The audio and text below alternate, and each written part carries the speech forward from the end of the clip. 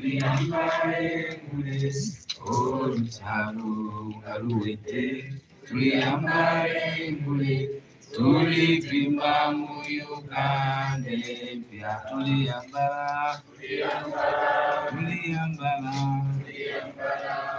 ngulezi masa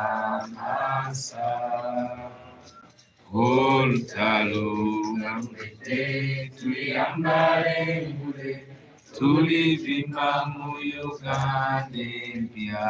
Before we sit, we are humbled that we have the Reverend ministers. Please come and take us through the bishop. Thank you very much.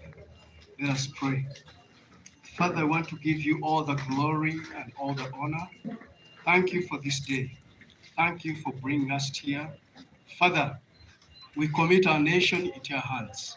We commit whatever we are going to do into our hands. Father, we pray for our president. We commit him into your hands. Bless him, protect him, and give him life. Father, bless us today. In Jesus' name we pray. Thank you very much. You can please have a seat.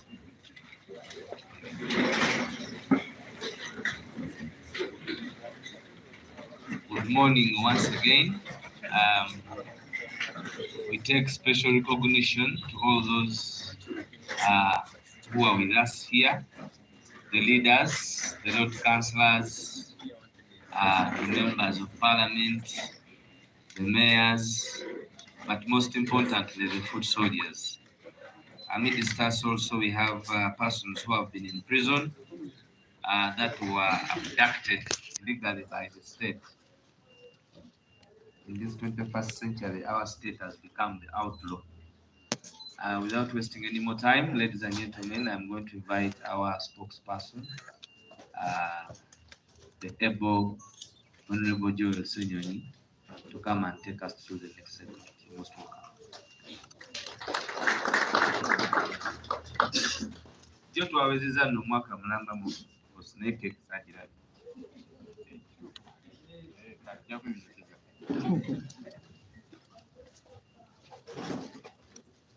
Umanyiza keki mbantu. Ja kumbulira mu ofisi yaffe wali. Good morning, ladies and gentlemen. Hey, kale mwasuze mutya.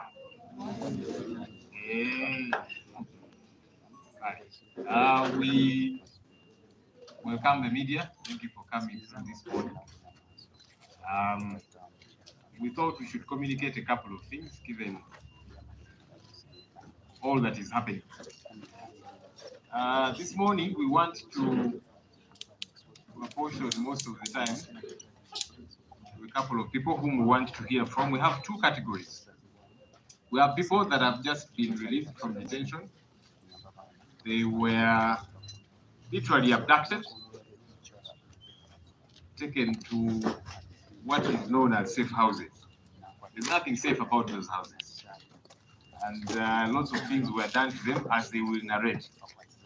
But because of pressure from Ugandans out there, eventually these people were released.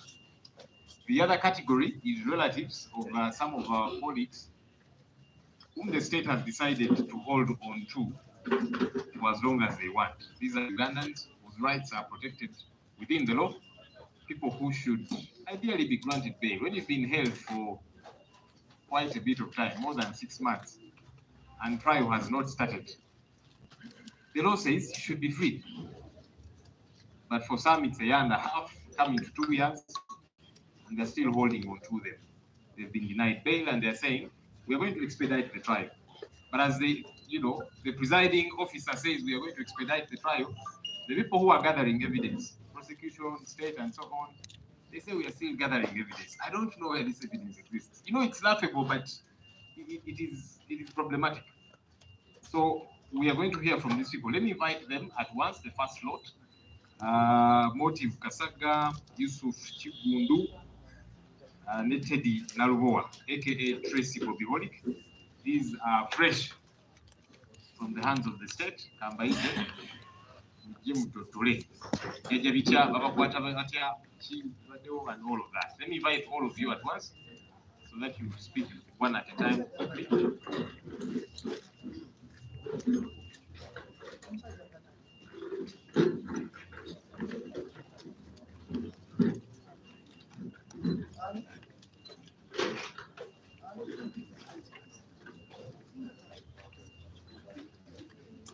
Motive yimirirawo Yusufu emirire wano mugenda gaadinga omukyalo ono abeerawo wakati nga muggala.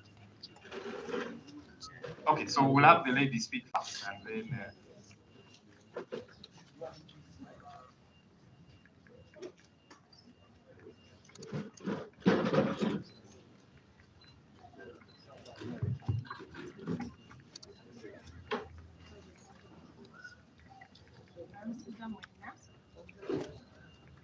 my president, who is my wife's wife, and the house at large. My name is Nambawa Teddy. I use Tracy Manuel Bobi on Facebook and Instagram plus TikTok.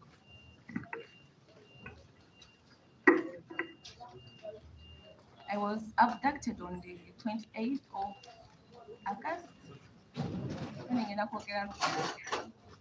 Bampamba ng'ennaku z'omwezi 28 omwezi ogw'omunaana naye basooka kukwata mukwano gwange. Twali tulina bye twateesako ne mukwano gwange. I think ne batracking ennamba ne bamugamba ankubire apretending nti bye twateesaako yensonga lwaki I'm going to meet him. So we nagenda omusisinkana nenkuba essimu abaali bamuwamba be bakwata essimu nabasanga Nansana ku kikuba ekikiira ku Cheap Hardware oba mumanyiiwo ekikiira e Kabombi abamanyiiwo ne bangamba yo under arrest ne mbagamba what did I do ne bangamba wavuma tumwine. So ne tugenda ku nearby police akaliwo ne bawandiika bye bawandiika ne banteeka mu mmotoka. Mu kunteeka mu mmotoka okuntiisatiisa kwali kungi lwakuba ndowooza ndi mugumu sirina nnyo maziga.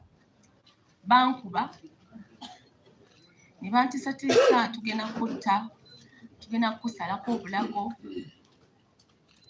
Ebigambo ebyo byankuba wala nnyo naye nga mbagamba kimu sirina nnyo kyamaanyi kye nakoze nayogedde bwogezi kyabadde ku mutima gwange wabula nsaba munsonyi omuleme kunzita. Ne tutuuka we twatuuka nali simanyiiwo nti batozi baali bampise feesi yange ne nsooka ne mba nga suffocatinga ne mbikkula ekikonfiya kye baali banteddeko ne bankuba bubi nnyo ne ntuuka bwe nategeera nti bwe bantuusiza it is CMI ne nsangawo abasajja baali bangi ndowooza nga bandaba nga kyabulambuzi. Nagwe omuwala omuto otandika otyokola ebyo ebintu. I did not reply them because nali mu kutya kungi. It was my first time to be abducted, to be in prison. Ne banyingiza room waliwo gye banyingizaamu nasangamu omukyala eyalimu ne neebaka ekyo ekiro. Then in the morning ne bannona ne bamputa balina office gye banyingizaamu. Omwami simumanyi linnya n'ambuuza okirabye nti tusobola okukunoonya buli wamu kyogamba osobola okuvuganya ne gavumenti eno n'ensirika. So ne bangamba tubuulire group zonna z'okola nazo tusobole okukuta ogende era n'ensirika. Ne bambuuza vidiyo eno mu kugikola ani yakugambye ogikole ne mbagamba tewali yaŋŋambye wabula nange nalaba obulumi obuli mu bantu n'engeri omugenzi eyafa gye yayogerangamu nti poliisi erina obuyinza obukuba omuntu amasasi. Kyannuma ne ngamba kati omuntu azze nga talina mmundu omukuba otya amasasi. They are like ffe obuvunaanyizibwa bwaffe nga poliisi obuyingiramu otya. Ne mbagamba nsaba kunsonyiwa naye mundeke ngende ewaka. Ne bangamba tosobola kuleka genda waka nga totubuulidde okoleraani Bobi Wine akuwa ssente mmeka. Ne mbagamba nze ng'omuntu mbadde ku social media sirabikalabika mbadde ku kyeyo sisinkanangako Bobi Wine wabula mbadde mwagezi wa Bobi Wine kubanga nkyali mwana muto nga mwagala ng'omuyimbi era ne ku social media yange nga nateekamu I support Bobi Wine and everything he does. Ne waba akoze ekinze I still support him. ne bankuba bubi nnyo.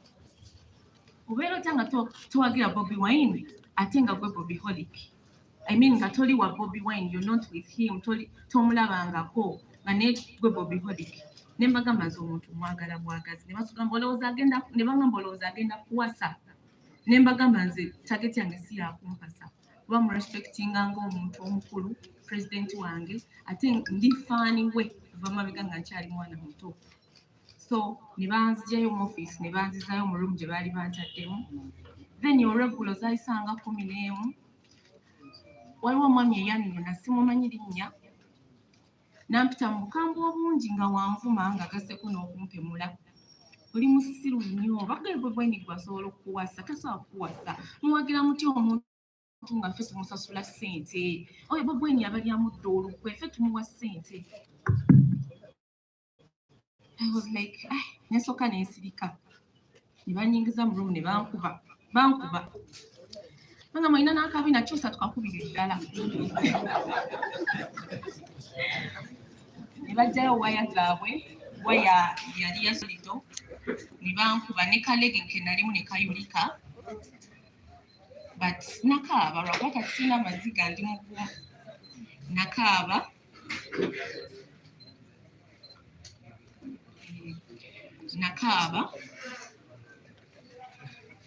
Then ne bangamba abakulu batugambye tukukube embooko 20 buli lunaku. Nze 20 wakite mu mitalo. Ngamba tambula goddeyo kati nali nzirayo nalina engato ze nalimu. Ne bangamba engato zo zikwatisa omumwa, engato ziteke ku mumwa ogende. So nali nfuluma ne bansamba. Nefuma room yawe gye baalimu baali bagilookinze nenzirayo gye nali. Kati enkeera ne baddamu ne bampita mu ofiisi y'omwami omulala, omwami mweru. Sijja kumuwayiza, omwami yali mukkakkamu. Yayogera nange n'aŋŋamba, I say you ask my daughter, lwaki oli mu bino ebintu? Ne mugamba, it is my first time to be abducted. Esikusuubirangako musango gwonna, but I love Bobi Wine as a person. Muwagira. So temublaminga nti oba yansasudde ssente. Ne bangamba tubuulire yakwate ssente mmeka. Ne mbagamba tannampa ssente.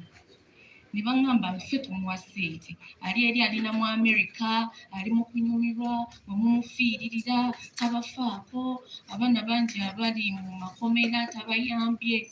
So my question was kati olumbanga Bobi Wine abakolera ddala nga wammwe. Lwaki mutuwamba? Kuba omuntu waba ku sayidi yammwe, muba mutulaba bulabi ngamba abatwalina kye bali. Already oli ali ku sayidi yaffe. They did not reply me. Omwami yonna ngamba, did they torture you?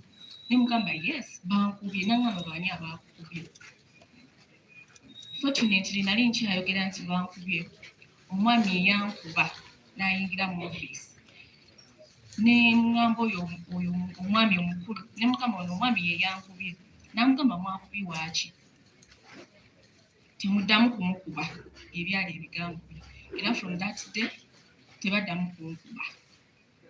Nembeera ku CMI awo embuyanga we banzunza olumu bantwalako ekireka ne bankozesa statement ne banzigyayo ekireka ne bankomyawo.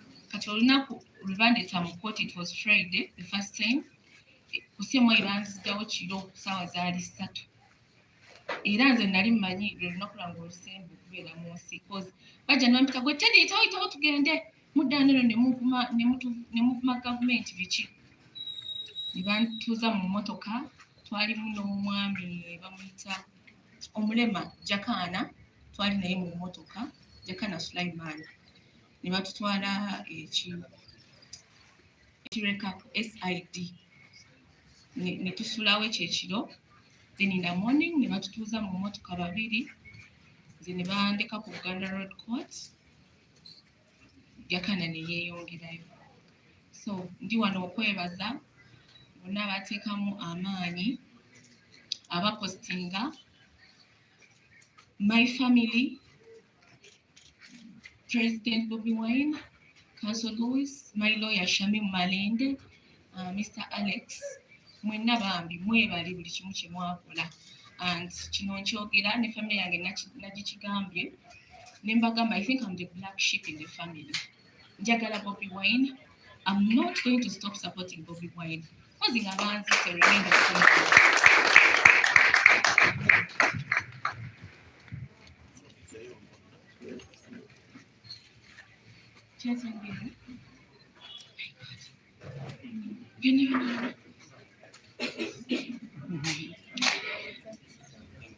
I was abducted on the 28th of August.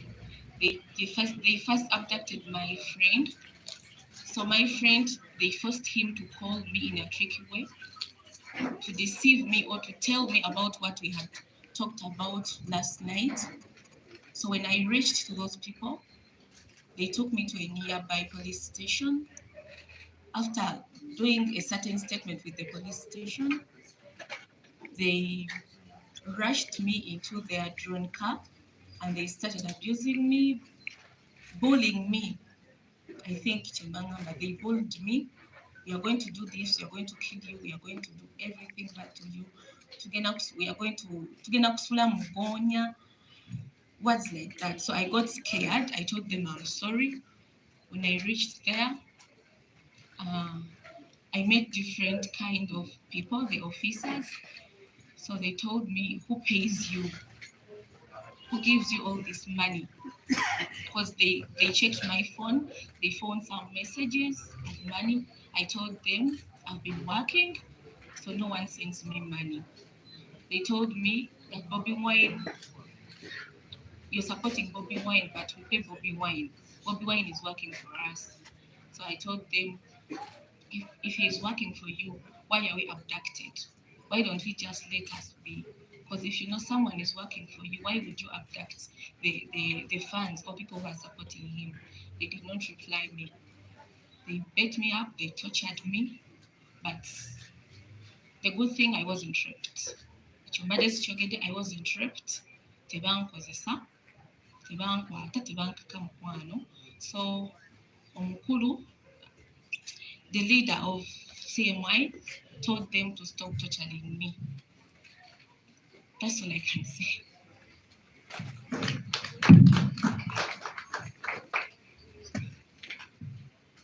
People power. Our power. People power. Yes, when I do yeah.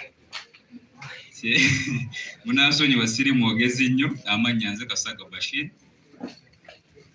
Ndi wano lwakwagala kwa Katonda, ndi wano lwakwagala kwa kibiina kyange kya NUP, ndi wano lwa mikwano gyange egyanzikiririzaamu from day one bwe natandika ebintu bya struggle. Nali mirimu gyange era nensalawo joininga struggle. Mu bufunze wayitira mu story yange zaali ennaku z'omwezi 12 omwezi ogwa September. Nali waka, nali ntambuddemu kati mba ndi gye ndi nenfuna essimu okuva wa mukwano gwange omu nangamba njagala kulaba. Saakitegeera ne ntambula ne ngenda ewaka. Olwatuuka ewaka ne mukubira mutegeeze nti ntuuse ndi waka. Mba ndi olwatuuka najja n'ayingira mu nnyumba. Kati mu kujja yajjirako abasajja babiri be nalaba nga bayimiridde wabweru w'omulyango gwange, ye n'ayingira munda. Kati mba nzigalawo abasajja ne kwe kujja ku luggi lwange ne baŋŋamba toggalawo sooka oggulewo. Ne mbabuuza kiki. Kati mu kutyawo kuba engeri gye baabuukamu baalinga abaali baagala oddusika nemeddugala. Ne nduggalawo ne nyingako ne kufu. Ne mbuuza ono yali munda nti olina bozze nabo. N'akaaba, yatulika butulisi n'akaaba.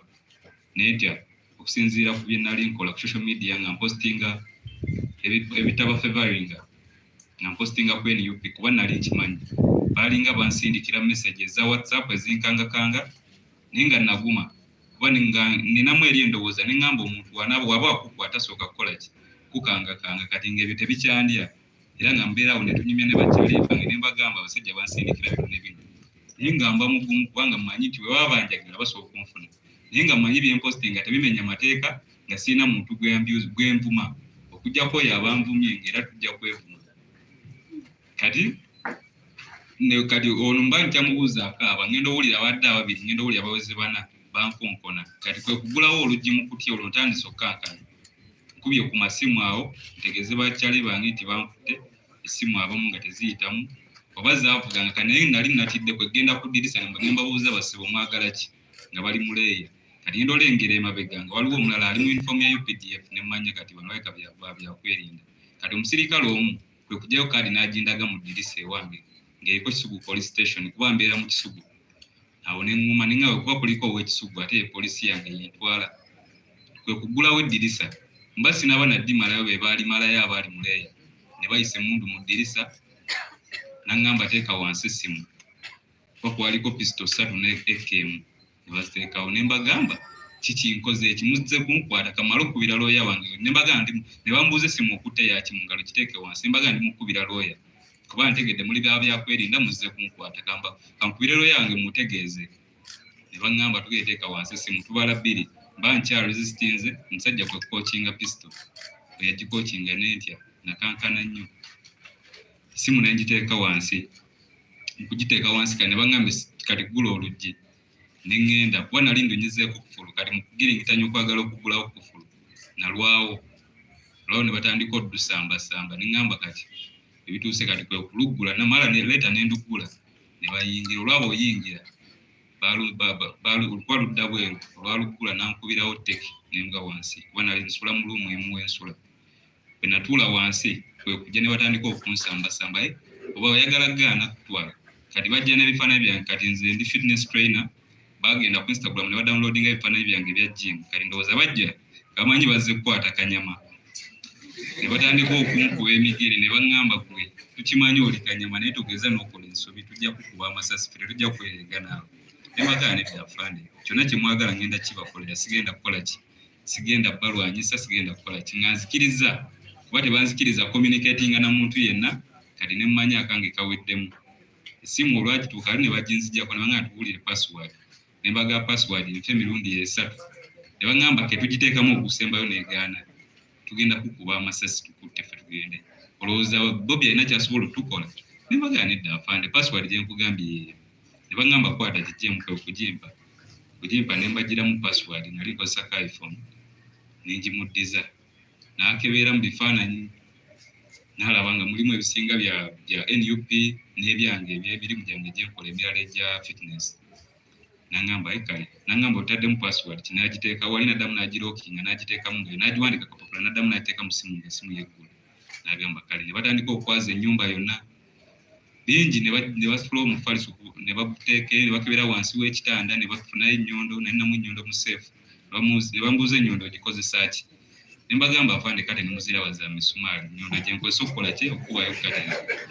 ne basangamu ne magalo ne bambuuza magalo yaki magalo yali electrician yali agireseewo ne bambuuza ate sipande ne mbaga sipande sumula kitanda kyange kiba kize ne bakisiba kale ne bakeberaawo nalinamu engoye eza NUP t-shirts ne bazikwata zonna ne bagiteeka mu baaga ne bakola laptop yange nayo ne bagiteekamu n'engatto era ne zino engatto zennyini nayo ne baziteeka buli ekya green nalinamu ne jacket ya US Army eza green vest naye byonna ne babipaakinga ebisinga bye baafuna awo empapula zange nalinamu empapula awo notebooks byonna ne babiteeka mu baaga ne bagamba oli gwe bajjirako gwe nategeera leeta nti baali bamukutte ne bamugaa kati gwekola ki genda nje n'afuluma n'agenda ne bafuluma era tebaggala nawo ne baŋŋamba tugende oluggi baalusindika busindisi ne bagamba nti mugadde enju yange ne bagamba atugende musajja yansindika busindisi nga nsijja bakayini ne bantwala genda otuuka nga abasajja enju yonna baali bagyetoolodde nga balinga 30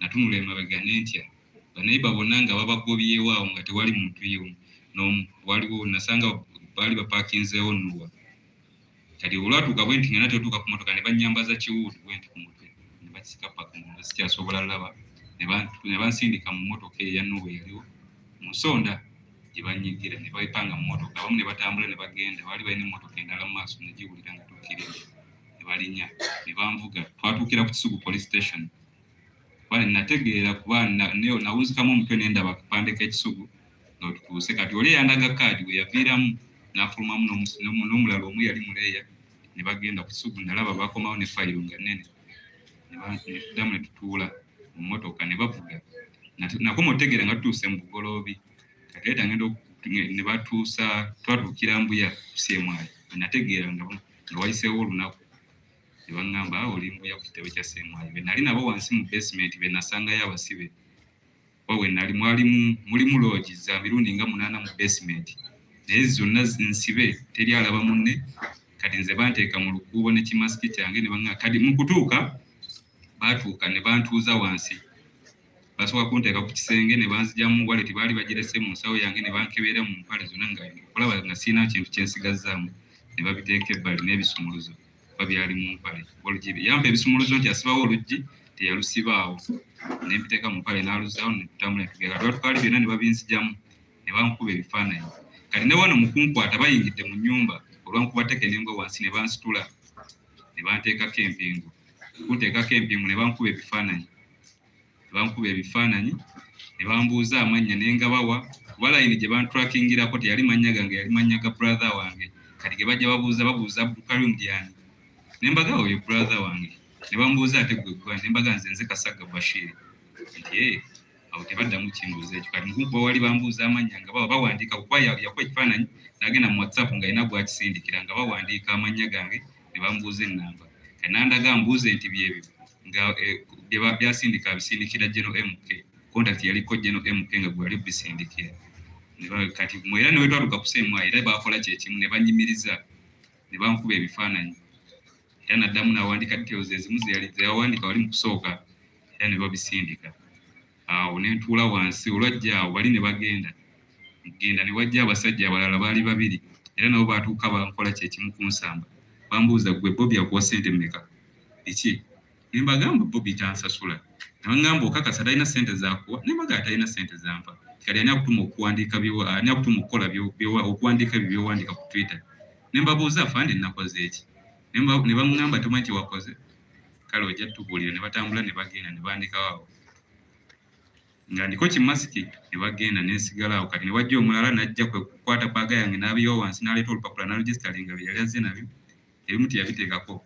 Mwalimu airpods zange nga nalinamu Apple Watch tebyajjirako mu kuwandiika wali yandaga bino ebirala kuba yajja ne baaga okuveeyo mu ruumu gye yava ne muga afande sirabako airpods zange mazadde mu nsawo ne Apple Watch yankuba bukubiri yankuba mu matu nentomera ekisenge neŋŋamba no kati giwonye neŋŋonda era nasayininga busayininzi be yampa yadde byasibye kwa Apple Watch nali nagigula $800 ne airpods nali nazitumye era nazo $800 bitumye Dubai. Neŋŋonda nensayininga ku lupapula lwabwe baŋŋamba kati kwe kunziza ne bantwala wansi omulundi gwabwe gwasooka mu basement. Tukkirira amadaala ndiko kimasiki mpulira nga ndaga bulaza nga mbayita wano bw'otukwata nga nkwatisaako mukono bwetu ku kisenge bwe mba ntambulira. Tukkirira amadaala nentuuka wansi twasangayo abasibe abaaliyo. Nawulira ayita RP oyo wuuyo n'ateekayo. Kati RP n'aŋŋamba tuula wali namugaa tajjaako kimasiki kisigaleko nga boogera n'oli bwe nasangayo Luswayiri. Tajjaako masiki abeera awo mutuuza awo teyeebaka tumukkiriza okwebaka kola essaawa afande. Nentuula awo ndowooza wayita eddakiika nga 3 ne bajja ne bampitayo. Yajja omusirikale n'ampita nanga gwejjama mu Ssemwali ne bantwala waggulu. Mu kutuuka eyo omusajja nanga tugenda kukuba embooko 3 kumala ennaku 3 nga zoolya kyekyemisana kyekyeggulu. Ne mugamba kale afande sirina buzibu nze mwandesi kyonna kyemwagala kyengenda okubakolera. Kale nengalamira nanga atandika kuba push up nakuba push up 5 n'atandika okunkuba solido n'ankuba yankuba embooko nga 30 ne bintama n'ekyuka bwenti n'ekyuka naninnyalinya kuno ku mavivi bwentyo n'amala n'aŋŋamba kati ddayo. Kati natuukawo nga boogera baseka waliwo baalimu 2 ng'omu agamba nti ate leero osanze nze ndi mulwadde aye n'abalala osanze bagenze kati osanzeewo omu ekyansi gy'ofunye naye nkya bajja baawo. Ne banzizaayo wansi yanzizaayo ng'emikono giri waggulu bwe giti nga ntambuza amaviivi neŋŋenda paka mu basement okukkirira amadaala gonna nali ku maviivi bwenti nga bwankuba tteke bwe natambulanga nenkoowa nga amaviivi gababiridde tiles nga nkuba tteke bwenti nga nva wansi nga neddamu nenyimirira ne banzikiriza wansi. Kati bantwa emikono nga giriko empingu waggulu ngiwanisa waggulu naye bandikako empingu kumala ennaku 2 ze namalayo mu Ssemwali. Banzikiriza wansi n'enzira eziba ziwera ssaawa ndowooza nga 9 ogw'ekiro ntebeezamu we bantwalira ne baddamu ne bampita ne bantwala mu ofiisi endala nasangayo abasajja 2 ne batandika okumbuuza nasanga waliwo fayiro bagindaga bayasika ku kimaspet ne kyeyongera ku waggulu natandika okundaga tweets zange zonna zenkola ne bambuuza bino byonna ani akutuma okubiwandiika ne mbaga tewali afande nejjusa kye nakola kati abasibe eri we nali nabo wansi gwe nasangayo oyala yaŋŋamba abasajja bano bajja kukuttira wano bwe tobakalubiriza kye bakubuuza ky'oba obaddamu bagambe ky'omanyi era we natuuka ne mbaga afande nejjusa byonna bye nakola naye sijja biddamu nsaba mu nsonyiwe ne baŋŋamba kale galamira ne ngalamira ne batandika okunkuba ankuba bwambuuza mukolera wa mukola muli bameka ne mugamba afande nakugambye dda bansanze waka nze nkozesa simu yange yiyo mwe mugirina ne baŋŋamba otulimba twagala otubuulire Bobi abawa ssente mmeka muli bameka era mukolera wa nga bambuuza amanya gundi tomumanyi tokola ne gundi ng'amanya sigamanyi kubanza embeera wange nga nkeera wange ne ngenda ku mulimu gwange ogwa jimu nenkola byenkola nga byempostinga mbipostingira ku jimu nga siina nti oba muntu yantuma jesi nga mbeera olw'obulumizi bwe nnina ku mutima bwetyo waabo ne banzizaayo wansi olwaki olwokusatu era ne baddamu ne bannona mukunona era ne baddamu ne bambuuza ne bagaaga tugenda kutwala banga tugenda kutwala ewa genosale bandaga tweet wali tweet gye nakola ngamba this time around celebrate responsibly ne bambuuza wano wali otegeeza ki ne baga siina kinali ntegeeza ne bambuuza kinani yakikola kati mu laptop yange basanga mu photoshop ne baga photoshop ya bifaananyi nze ndi photographer naye kuba ebyange nkuba n'abalala kati nkozesa photoshop editing ne bagamba kano gwe wakakola naye nga akafaananyi ke bagamba ke nakola already kalaga nti kalina mu frame yaki eya bino ebigundi frame ebitunda amawulire ne baga afande mukalaba ne bagamba no akantu kano gwe wakakola twagala okabulirwa kajja wano tugenda ku Twitter ne mbalaga abantu bonna abasooka posting nga sinzi nasooka etunuulira time when akaposting n'abalala bakaposting ne tebambuuza kati wano caption yebataddeko wadde otegeeza ki ne mbaga just nawadde nkola ki nawandiise buwandiisi ne bambuuza we waliwo omuntu abatuma ne bambuuza Bobi abasasula ssente meka ne mbaga atansasula ne bankubira ddala ku ekyo ne bankuba ne blacking out ne twakuba nga bakuba mbigere n'obukongovu bakozesa batu balina obuggo bumpi bakozesa bigere teyali batuni kati bankuba n'ensirika banaleekaana nnyo ne bateeka ekigoye emanyi ndiko masiki n'ekigoye emanyi ate nga ndi ku mpingu ne bankuba n'entuuka n'ensirika kubanga nga obulumi sikyabula bwatuuka ne bufa nga mpulira eno ng'omuntu akoona oba ekide n'entuuka n'ensirika ne bandeka ne badda wali ngenda obulya bali mu simu yange ne bakebera chats z'abakyali bange kati nga bambuuza gundi yaani mikwano gyange omuyita otya mukola naye mirimu ki ne mbaga tewali benachatinga nabo oluusi abamu bensindikira oba tweets zange basharinge kati awo mu kuvaayo nsanga wali omusajja muganda yali muganda ate nga musiraamu kuba yali yambadde gundi ya PDF namusanga kutte n'omusaala kuba zalisanga musanvu olwokusatu nangambula kati mu abaana abaganda mulaba ebintu bye mweteekamu ng'alinga nkansolinga nanga bali abantu beweesibyeko Bobi omulaba abeera na mukazi we yetu tukyasobola musiba gwolooza Bobi asobola okujja wano nga mwe tubakwata yo tumukwata muzza waka nabeera ne mukazi we ne bagamba zaake wuyo yakakola embaga ya miliyoni 5 bwe tukusanze osula mu kasinga olumu imagine mufaaki abasajja bamufiiririra tebabaliiko ne mugamba afande nejjuza byonna bye nakola nsaba kunsonyiwa olwo nga ngonze weesuubira alimpeddemu nava waka nga sirina muntu gwe nkomunicate nze naye kati nga manyi basobola okunkola kyonna kye baagala era kyekyaŋŋonze ne mbaga buli kye baali baagala omumanyi kati mu kunkuba bankuba netuuka kati ne ŋŋamba mbagayo kye baagala manyi ne bambuuza Bobi akuwa ssente meka ne mbaga mpa 10,000 ne bambuuza ozisayininga wa ne mugamba nsayininga ku NUP kati ne batuuka ne baŋŋamba otulimba ojja tugamba amazima wali mu kunkuba okukola ki okuzirika ne baŋŋamba ojja tubuulira kati ne bannemerako ne mbaga mpa 2 kati nga bwe basigala bankuba paka we nakola ki ne blacking out ne bambuuza ate ebyo kuba nali nabagambye basangamu namba ya SG nga era tukomunicate nga ono okyatinga n'omuntu era ne bambuuza ate SG yani ne mbagamba Sibongo ya Secretary General wa NUP ne bahati kati mwajjawo connection ne muganga ngendayo ku press conference wa munda wa namawulira abamu naddala bitibe tubeera wano mukwata live ku Facebook zange ne mbagamba ngendayo just kuba bifaananyi nakukola live ku social media ne ku YouTube ne bangamba olimba akusasula ne bangamba kati yakuwa ssente mmeka ne mbaga atalina 10 kyampa ne bangamba olimba talina ssente zakuwa ne maana enzikiriza ne kubanga kyekijja okunsonyesa okukola ki okubwa emigga abasajja engeri gye baali bankubamu ebigere bizimbye sikyasobola ntambula nga kyali Chaplin bweti ne ŋŋonda ne mbaga abasajja bakola ki bansasula nti yakuwa ssente mmeka ne mbaga mpa 20,000 naye kati 20,000 ge gakozesa byokola ne mbaga nti afande kyemwagala owulira mbaga tebansasula nemukola ki ne mulemerako ne baŋŋamba kati tegeeza otandise tulimba toyagala tugamba mazima awo ne banza era nga banzayo emikono giri waggulu ntambuza amaviivi paka mu basement. Awo olwokuna lugenda okukya kati nga bankubidde baagala tugende. Kati ekirala mukunkuba wali bannangira Twitter. Lwaki temwesonyiwa Twitter? Lwaki twabalekera Facebook mugireke, Twitter mugireke. Twitter mbu ebintu bye postinga y'abakulu babiraba era bibayisa bubi. Musigale ku Facebook yaffe. Ne mbagamba afande kati simanyi. Kati okukunziza wansi ne banzayo olwokuna kati ne baŋŋamba tugenda kunona baneeno bo badde okyatinga nabo bano twagala bajje nabo batubuulire. Ne mbagamba afande kyemwagala kyenje okukola. Ne banzizayo wansi kati ku lwokuna bampita twali tugambye nti enkya tukeera nga manyi bantwala kukola ki kugenda kunoonya bali be babba.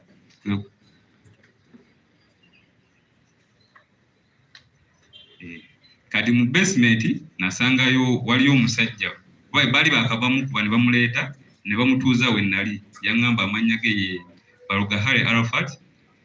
Ne mu twayogera nga twogera mu kaama twebbirira. Naŋŋamba nze bandeeta wano mazeewo emyezi 3. Abasajja bankuba nnumirize Tisegirinya ne Sewanyana be baali mu Bijambi ewa Sewanyana. Era bwe nakkiriza nga balyoka banzija wano. Ekyo kye mbadde neerabidde. Kati awo olwokuna olwakya kwe kunzijayo wansi ne bantwala waggulu. Leka nali manyi tugenda noonya bakyali bange bano be bagambye abalala be baagala bankwate nabo. Kati kwe kuntwala ku SIU ekireka gye nasanga aba CID. Kati ono yajja ne laptop yange n'essimu n'abikwasa oyo gwe nasangayo leeta namanya nti yafande Enoka akolera CID ne bamukwasa ebipapula byange. Era teyakola nsobi naye yanootinga bye bamuwadde n'ambuuza abakubye ne mugamba afande olaba engeri gy'entambulamu siri nnomu. Naŋŋamba kale naŋŋamba ngenda kujja wano. Olwo ŋŋambye mukama wa posti nze Bobi Wine ne babindaga awo n'abaserikale bangi ne bajja nga mbu bajje bandabeko. Saddayo eri ku CMI ekireka ne alina ewalala we yantwala oku SIU era nawo waliwo safe house. Omwo nasangamu abasibe 84 bali eyo naye nga ku bo 6 basiraamu kuba twasitooka ekiro okusaala naye nga abasingamu ffenna tuli basiraamu. Kwenti enkeera olwaki olwokutaano ne banzijayo kwe kundeeta ku kkooti. Aba ba CID ne bandeeta ku kkooti nga tewali muntu n'omu ategedde. Era natuuka ku kkooti we nasabira abe nali nabo eri mu sseeri za kkooti n'enkuba essimu ne ntegeeza abantu bange nti bandeese ku kkooti. Kwe kunsindika ku rimandi e Luzira gye namala ebbanga eyo. So akasembayo kwebaza abakulembeze ba NUP n'ekibiina kyange ekya NUP at large. Tibanaye mwebale nnyo simanyi kyabasasula singa simmwe sandibadde bwendi. Najoyininga struggle lwa bulumi nga nze omu bwe nnina ku mutima. Nze mange yanfaako. Yanfaako nga ndaba bwe nti kuba twali side z'entebe eyo n'alwayo tugenda mu ddwaliro we twagenda. Naye ng'alina oleeta ssente zirina otandika omukolebwako nga atannatuuka. Mama n'afa n'anfiira mu maaso. Nanyiiga siisonyiwa Museveni, siisonyiwa gavumenti ya Museveni. Nze byekola byonna tewali ankaka. Lwabula lwa bulumi nga nze bwe nnina ku mutima. Obulumi bungi abantu bwe tuyina. Bo balowooza Bobi atusasula talina ssente zaatuwa. Nze mbadde neekolera emirimu gyange. Era ate nga oluusi bampita na waneno ne mbagamba ndi bize ngenda kukola ki. Nga neekolerera. Naye kati bingi bingenzeeko. Ebbanga limaze Luzira bakasitoma bange bangenzeeko be mbadde nkozesa. Kati bo balowooza bye bakola bigenda tukkakkanya naye tebisobola. Wabula twongera busungu. Sisobola sitwakeera ku makya. Ndoko ekyo kyenzikiririzaamu nzikirize mu bo kye baagala sisobola. Okujja nga batereezezza ebyo bye tubagamba naye era tebajja bitereeza kuba emyaka 35 Museveni gy'amaze mu buyinza. Tekyalina kyasobola tereeza. Kati ffe tukolera ebyo bye tubagamba okukola. Abavubuka tuli jobless. Nze natandika okwekolera nga n'emyaka 15 neekolerera. Muzeeyi wange talina ssente zinsomesa neeva ewaka. Kati ebbanga lyonna ndimazeeko nsapokeetinga bw'omu. Naye kati bo balowooza nti bw'anaakutwala eri ne bakangakanga kye kijja okujja ku mulamwa. Bo balowooza nti bye tukola balina tusasula tubikola. No, tubikola lwa bulumi bwe tuyina ate tuli bangi. Kuba singa mbadde nze kakati bye bankwatira olwedde abaana bangi abaali babipostinga si nze nzekka. Ne mbagamba afande mubiraba bibyo. Naye kati bo balowooza ekyo tukwata tutwala otukuba otutulugunya bye bigenda tujja ku ekyo kye tukkiririzaamu. No, tekisoboka. So kyekyo bannaye mbeebaza mwebale nnyo mwebale eddala konkulensi.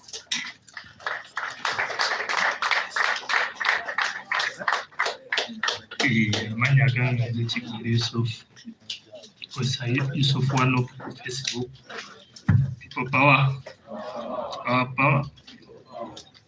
ezo olunaku olwali olwokuna ssaawa 3 bansalako nga nva ewaka emmotoka yasooka nempitako bweti edda nempitako banjola ne banteeka mu mmotoka baŋŋamba olekana tukuba abasasi banteeka mu mmotoka ne banteekako empingu ne banteekako n'ekigoyi ne banvuga olugendo luwanvu twatambula ebbanga batuuse wantu ne banyingiza mu kiyumba kinene nnyo naye mulimu obusenge bano abakatale mwe bakolera obusenge buli kasenge mulimu omuntu omu tosobola laba akulinaanye wano tosobola laba akuddako wali mu kiyumba olimu mu kalumu olimu ne bansibira omwo ne banzijayo ne bantwala ne bankuba kibooko waliwo n'ebyuma bye balina nga biringa hayani ez'amasannyalaze bakiteeka mu masannyalaze ne kikyamuka ne babikuteeka ku mukono we bati bankuba emiggo mu mugongo bankuba emiggo ku lubuto ne baŋŋamba okoleraani ani akuteekamu ssente ovuma gavumenti bwe bwayini abawa ssente mmeka bankolako effujjo lingi nnyo baŋŋamba ofuniramu wa okubanga opositinga bwe bwayini ovuma Museveni ovuma gavumenti n'abantu abalala ne mbagamba nze nkikola nakkiriza bye bagamba olw'okuba nti bantulugunyizza nkooye nga mmanyi oba yenna abagamba nenkola ki bajja kunsola ne mbagamba mbadde nkikola sikimanyi kibaluma naye ffe tubikola lw'ensonga olw'obulumi bwe tulina n'embeera gye tulimu okubanga ate mmwe abali mu buyinza temulaba mbeera y'abantu gye banyigirizibwamu bankuba emiggo omusajja n'anteeka ekyuma ekyokya wano n'anteeka ekyuma ekyokya wano ku mukono nga kyokya we nakiteekako nenkaaba n'agamba tosobola kukaaba kusinga basajja be tukubye emiggo n'akyusa omukono omulala n'agamba gino omukono simaaguba mugumu teguwulira n'akyusa guno omukono n'ateekako era ebyuma ebyo nga bwanjokya bankuba emiggo bannyigisa amagalo wano eno nenkaaba ne banzizaayo mu kaluumu nembeerayo abavubuka abaninaanire ne bagamba gwe tosobola tulabako we tufaanana naffe baatukuba dda tuvunda nga bali mu buwodi obuninaanidde naye nga tosobola labayo nga atuvunda kakka n'asaba busabi Katonda ajja kutaasa wabanga akyakwetaaga ekiro ne bandeetera obuceereceere n'obunyamanyama ne bampa ne baŋŋamba lya omuvubuka abaninaanidde ne bagamba ffe oba tugenda lya gituwe kubanga ffe akawaka okulya ke kabeezezaawo obulamu bwaffe n'eddagala lyaffe ekiro ne banzijayo neera ne baddamu ne bankuba kibooko ng'ate ebyo byonna tebyannuma ebya kibooko ekyannuma nga basajja baganda be balagira okutukuba kibooko ng'abasajja baganda boogera olulimi Luganda be batukuba kibooko be batutulugunya bankuba ku makya n'olweggulo bankwata olunaku lwali lwakuna ssaawa 3 ne bampa ekire emmere eyo gye bampa n'ensulayo n'ensiiba njala naye nga bakuba ku makya n'olweggulo nali ndi awo ne bajja neera ne bambika ekijaketi kyabwe ekisaati ne banziza mu ofiisi gye bantwalamu omusirikale n'agamba leeta ebifaananyi ebyo ne baleeta ebifaananyi ne bakebera ebifaananyi balina ebifaananyi binene nnyo bingi nnyo bye baagala eby'abaana n'amala n'abizzaayo ati ekiro ssaawa zaalimu 3:05 ne bajja ne bankuba kibooko era ne bankuba kibooko ne bansiba empingu ne banfulumya ne banteeka mu mmotoka ne banvuga saategeera ne banvuga olugendo lwali luwanvu era ne banvuga ne banzijjamu mu kkubo ewaffe Luweero bayitayo Lubenge ng'era banzigyeko empingu ne bansiba emiguwa ne batwala ekikooti kyabwe ne bansiba essaati gye nalimu ne bansuula mu kidiba waliwo ekidiba ekyo kitwa bakyayina bakiteekawo kiziyiza muceere mazzi genda mu muceere ne bansuula omwo ne bagamba oyisawo ebbanga ogenda kwejjayo ne bagenda ne basimbula emmoloka ne mpisa ebbanga ne nwana nenvaayo ensanga ku kkubo omusajja n'annyamba n'ansumulula emiguwa n'aŋŋamba ki ne munnyonnyola bampamba byonna ne mbimunnyonnyola kati nnaku bbiri ejjo bazze ne bakwata taata wange ne bamugamba mutabani we tumwagala muleete taata n'abagamba omwana taliiwo bagamba waba taliiwo tugenda kukwata ggwe ojja sasulira ebyomwana wo taata nange olw'okutya ye n'atya n'aŋŋamba mutabani jangu wano bankute ku CPS Luweero jangu ne ŋŋenda ne baŋŋamba ne mbalaga ebiwundu byonna bye bankuba ne ku mikono ne bagamba ofaaki bakakusiba emirundi emeka tumugamba emirundi 3 naga lwaki tobivaako Bobi Wine akuwa ssente meka oba bakuwa ssente meka abugamba agenda kukolera ki ekyamaanyi ekisinga obulamu bwo ne bagamba tewali ne bagamba lwaki tobivaako RDC ow'Eluweero naga lwaki tobivaako ebyo byonna ofaaki ki kyoyagala ne mugamba nze goge mazima mpositinga ku mbeera eri mu ggwanga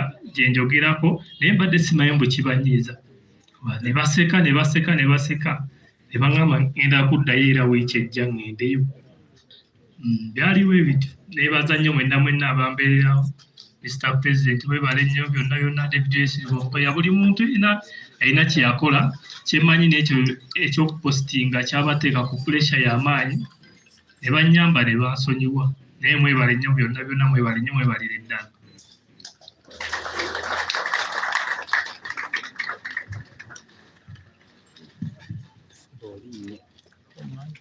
Kale omanyi bwe tugaa nti gavumenti eno ekola ebintu ebyekiyeekera bino bye tutegeeza waliwo abantu abamu balowooza nti gavumenti tugivumaganya just naye tuyinza kubanga weyita omukulembeze tyokulembera abantu ye olw'okubanga oli agenze ku social media ye n'awandiika ebitakkaanya naawe n'omuyisa bwoti.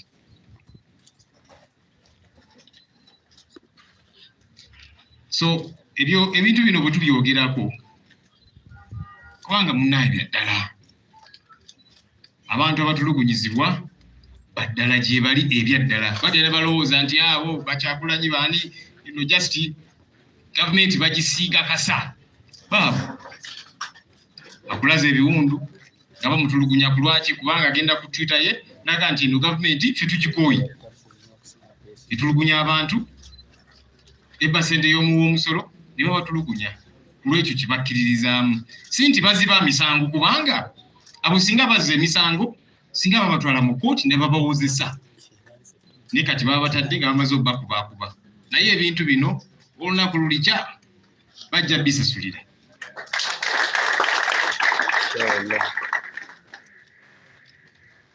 Ate abamu bagenda ne babakangakanga nti oba kakati ffe twegatteko nolowooza nti ojja kufuna emirembe sayidi eri nkulunduga nkulamusizza sebo nimukowubire ku bantu abali wano. Nalaba akayimba ke yayimba nti Kaguta yamwavuwaza anti yagendayo ng'amanyi agenze kuyoola misimbi n'amala n'asanga nti bali abasajja basiba ekiwaanyi ebyaddala. Tulina bannaffe abalala be tugenda okuyita family ab'eŋŋanda z'abannaffe ababadde mu makomero okumala ebbanga. Abantu bano bazzeeyo mu kkooti naye ne bagamba bwe tetugenda kubata ku kakalu ka kkooti tugenda basigaza paka. So ngenda kuyita maama wa Yasin Sekitoleko abangi gwe mumanyi nga Machete, mukyala Kalanzi ne maama wa Matovu Abdu bajje nabo boogere gye tuli briefly. Bamaama mujje ngenda awamu.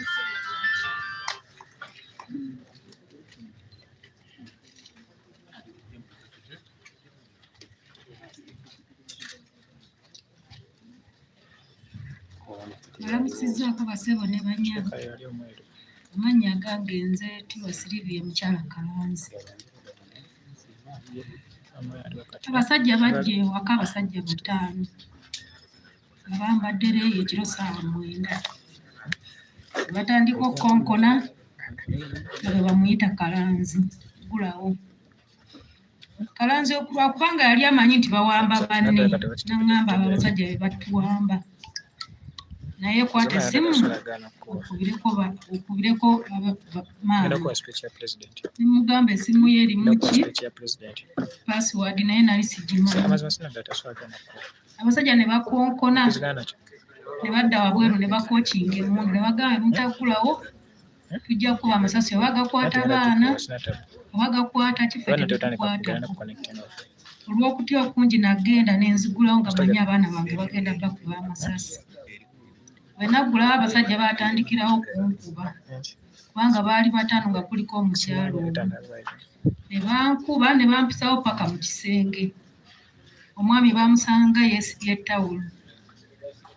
Ne batandika okuba abaana ne bakuba omwami ne bamukasuka eri ku buliri n'abaana ne babakasuka ku buliri ne bamuggyamu ttawulo. Ekiro ekyo omuntu aba tayambadde ngoye za munda. Kati yagezaako okunoonya olugoye ayambale. Ne bamuggyamu engoye mu maaso g'abaana. Kalanzi n'akaaba kubanga yakaabiranga muli munda. Kwaliko omwana omukulu nga mulwadde. Omwana ne bamukuba yalina kanula ku mukono. Naye bamukubanga kibusolido mu mugundi mu mukono. Ne bakuba oyo omwana adda ku mukulu paka nakati omwana omugongo gwagaana ottereera. Ne bakuba Kalanzi yali ayambadde yamala nenoonya t-shirt ne tumwambaza t-shirt nga bamukuba. Bamukubanga nange mwambaza bamukuba nga mwambaza. T-shirt eyo yaliko mu maaso yaliko Nabiira ne pulezidenti waffe emabega. T-shirt eyo yonna yali neebuna omusaayi. Ne bamukuba ne bamugamba bye baamubuuza nga abaddamu abagamba nze namuwa akalulu ate muwagira kuva dda ng'akyalina muyimbi. Ne bamukuba ne bamubuuza essimu naye ng'ali bwereere ng'abaana bagezaako okwekweka naye ng'abaana babakuba baveeyo balabe obwereere bwa taata waabwe. Kalanzi n'akaaba nnyo kubanga yakaabiranga muli ng'atayagala baana bamulabe. N'atuula wansi ne bamugamba situka. Ne bamuzza mu buliri omuli abaana bonna nga babatadde mu buliri.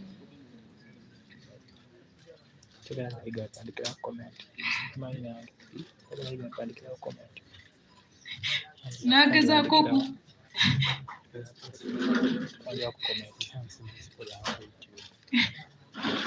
ne baŋŋamba munoonyeze engoye.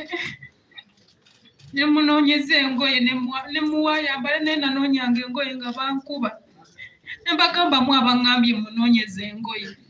Ne bankuba ne ntuuka n'engweri n'ensirika naye abaana baali bamanyi nzirise. Ne bakwata sukaali ne batandika abaana ne banoonya sukaali naye nga banoonya sukaali bwe babakuba abaana ne bansiiga sukaali mu kifuba. Bakiwulirako nga bagamba omuntu aba nga puresha zimukubye omusiiga sukaali.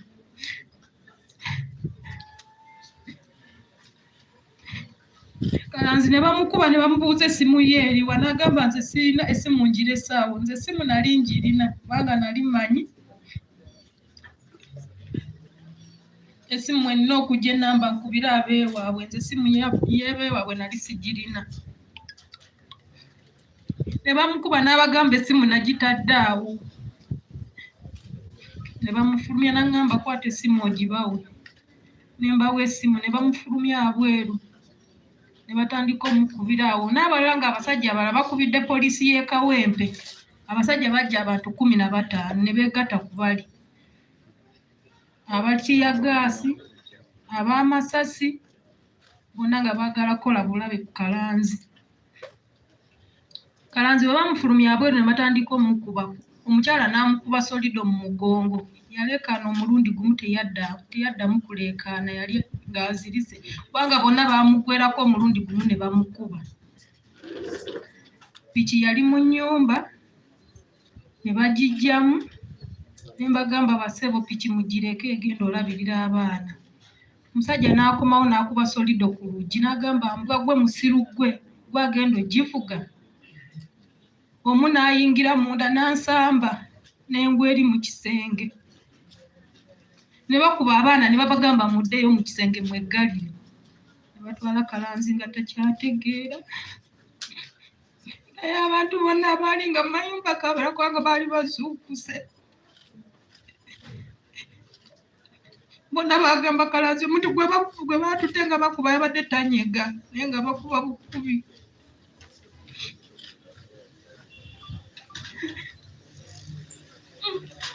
Banange omwami wange mumutte talina musango talina kiyakola. Ebyo bye mumuvunaana ebyamasasi mwamugye mu nnyumba temulina kye mwamukwata nakyo. Singa mulina kye mwali musuubiriza nti alina amasasi oba mundu mwandibadde mubinoonya naye temulina kye mwakwatako oba temwanoonya kintu kyonna kubanga mwamutwala butwazi. Talina musango mumutte muleme muwozesa na mu kkooti y'amagye talina musango. Mumutte adde ewaka alabirira abaana be. Abaana bali abaana bataano naye tebalina buyambi. Abaana tebasoma lwaki temuta mwami n'akomawo ewaka. Kati saa zino mumulina mugamba mumusiba naye yenna akoze aweddeyo. Munamala kulaba ng'afiiridde mu kkomera.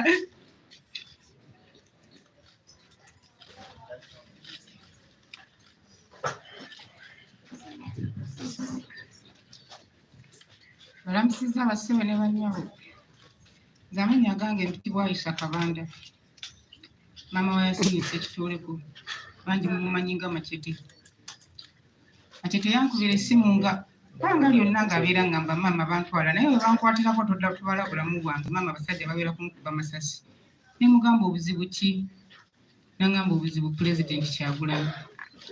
Lwakubanga ne bw'omukuba emigongo ne bw'omukulota n'omugamba nti Kyagulanyi muwummulemu nga takkiriza. Ng'agamba nedda maama tulina kufiira ku mulamu. Naye zaali 11 Ogwokutaano ng'enkya Pulezidenti Museveni alagira. N'ava wano banamukubira essimu nga tekasi ku baseebaka nga sikumukubidde essimu. Bulire gy'ali era nga mubuuza Yasini oliridde wa maama soogerayo. Maama soogerayo ku ssimu kubanga naawe awoowosula bamanyiiwo.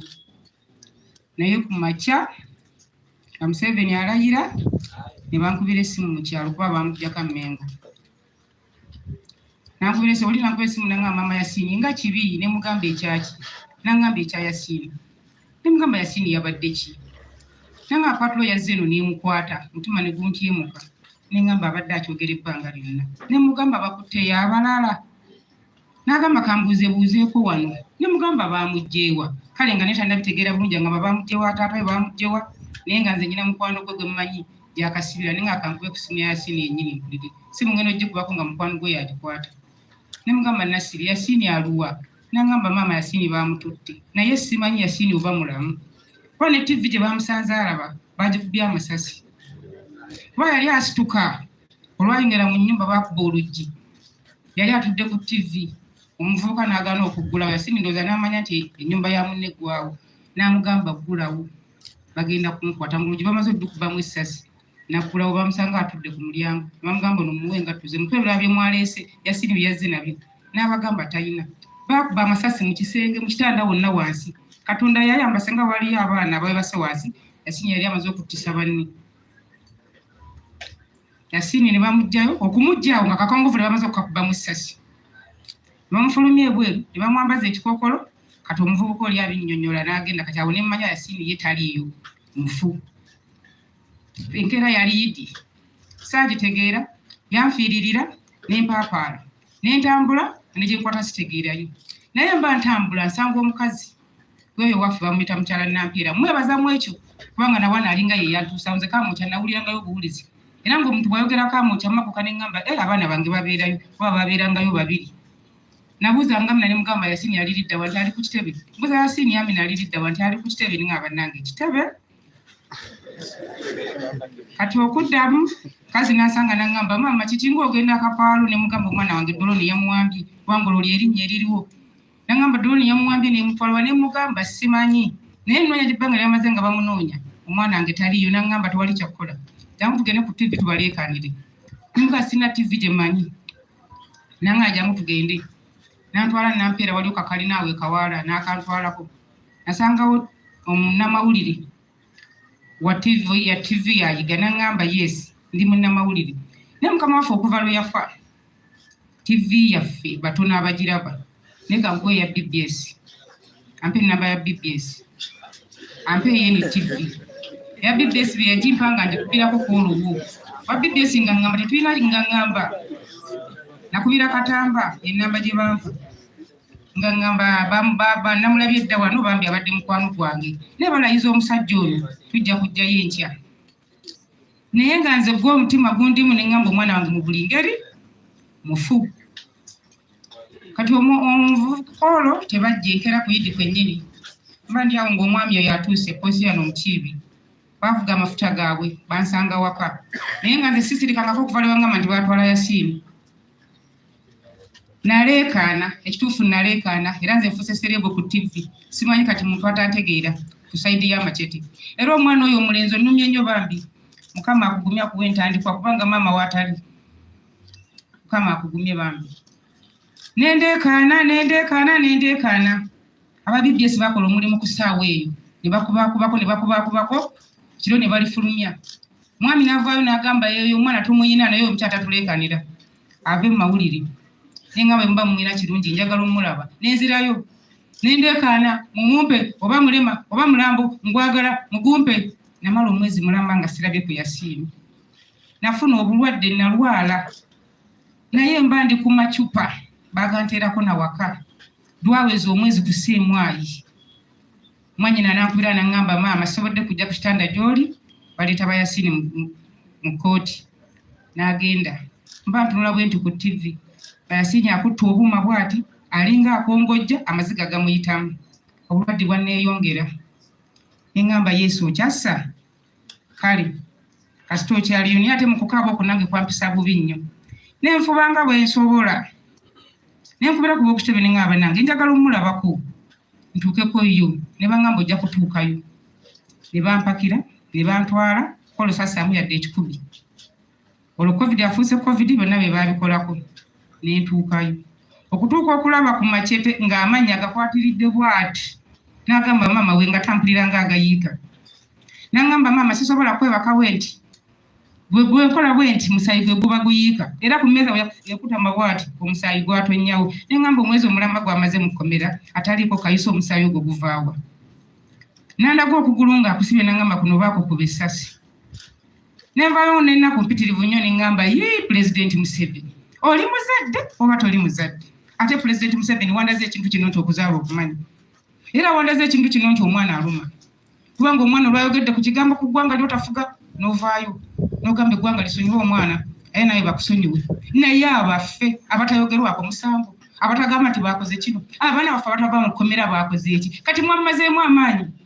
twabadde mu kooti kubanga nze bye baamukola byonna Mukama ajja kuyamba ajja kuva ajja byeyogerera era ajja kubeera wano kubanga ne bamukuba tatayinza kutabeerawo bamazeemu amaanyi okutubagamba nti abaana baddeyo mu kooti okusaba okweyimirwa kwabwe bakugobye babasibe paka ebbanga lyonna nga n'abatta abantu bali mu makubo batambula abaana baffe bakola ki pulezidenti Museveni tunula mu nsonga zino oba gwe wavayo n'ogamba nti bakusonyiwe n'omwana bamusonyiwe abaffe bakola ki kale oba bakusobya abasonyiwe bw'oba nga oli munyiivu nnyo munnange naye omuto waayonoonye omukulu yayoolawo Kyagulanyi wali alina okuyoola abaana abo bwe bali ate era abalwanyeeko nnyo naye ne mulyoka mugamba tetuli bannayuganda baatulemesa abo abakulu basooka ne batugamba nti pulezidenti BMP beeyimirira abaana abo BMP ne beewuuba okweyimirira abaana bo bennyini ne bagamba nti nedda tebeeyimirira baleete ab'eŋŋanda zaabwe ne tuvaayo abantu ne tunoonya buli muntu eyeeyimirira teri muntu yabadde wa kkubo ono yeeyimirira omwana we nze sisita wange yamweyimirira abantu ne bavanga buli omu yeeyimiridde baakatutema ku lwokubiri batuga nti tetuli bannayuganda tuli bannayuganda tebamanyi basibe gye babeera tetulina gye tubeera kati tubadde tusaba omukulu otulage gye tubeera oba otuze mu ggwanga lyaffe pulezidenti nanyini baani abo ye abawozesi kubanga nze ekyo ekintu kinnyigiriza nze ndi muwejjera nnyo yesi naye mbaddewo ku lw'abaana bange okuva mu ntandikwa waabwe ne ku ssaawa ya leero ate nze bweŋŋamba nti siri munnayuganda oneewunyisa kubanga nze nkongojja ne kabaka mu lubiri bwe nkugamba nti neddiranga okusimanyi lwaki wombusabusa nti siri munnayuganda taata wange wa muno ali wali Gomba maama wange wa Mamba kati bane mwagala njogere nti ogamba nti ndi munnayuganda yaani atali munnayuganda yaani ndaga muntu bazitujjako baziina pulezidenti Museveni lowooza ku nsonga eno era gitunulemu abaana baffe bate ogamba nti abajulizi tebalina kutunulwako omuntu ayogera amazima lwaki tatunulwako nti ate kamera ziveewo nti ate zidde awo era obujulizi mu kisenge ekyo gyekiri abaana baleeta mu kooti namala kuleekana ku TV nze nengwa eddalu buli lunaku nenga bannange myezi 8 musaba tebava mu kooti eryo etteeka liriridda waani yalisoma ne beekakaba ne baleeta kati guti yali atuse ku nsonga yennyini katulabanga agenda okuta omwana oyo ne bajjawo ne baleeta omulala tugamba banne ne twegayirirako nzera n'enzirayo ne mbagamba guti waakomye noono waabatandikira abaana baffe abati nasooka atubuzaabuza nga baanaata luno twaliwo natugamba nti mukomeewo nga 11 ne tugenda nga tusanyuse abaana n'ebintu bye balina mukomera ne babigaba buli omu najja nga yeeterezeza yasinyaga ne sute nagamba nyino jambala nga nvudde mukomera yagimpadde nagamba njiwe muganda wakuze omwana we amaanyi gamuweddemu nakakasa nti agenda kufa Pulezidenti Museveni saagala okusiba ekiwuzi mu lubuto tuwa abaana baffe omwana omumanyi tewavuddeyo n'ogamba nti oba musonyiwe n'abaffe batuwe tebalina kye beetaaga nze ndi mukazi munaku seetaga yadde 10 wootera yasinimba mugagga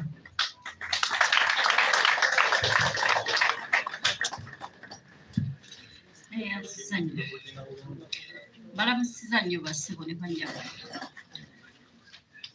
bannange nze kansooke kulama kuba buli aliraanya Kyagulanyi ayinza okufa bwe mba nfudde ssebo obwana bwange babukugamba ne babukulaga kuba buli amuliraanya olwaliro nze simuliraananga naye abaasooka abasinga bali mu kkomera abalala baafa n'abalala balema kati bwe kibeera bwe kityo nsuubira nti nange nyiza okufuna ekizibu bane bannange bwe tubadde nga batusuubiramu ekirala naye nga kyannaku nze taata wange yawaako ku muzeeyi emmere ekibanja kyaffe kyonna n'akimugabira n'amugamba wonna bw'oba otuuse mugyeewo emmere mukiri ku ssaawa eno tuli mu bulumi obw'enjawulo n'empangaalira esembabule tulinayo baalejjula ne bakooko nali mbalibwa mu bakooko ku ssaawa eno omwana ng'afiira mu kkomera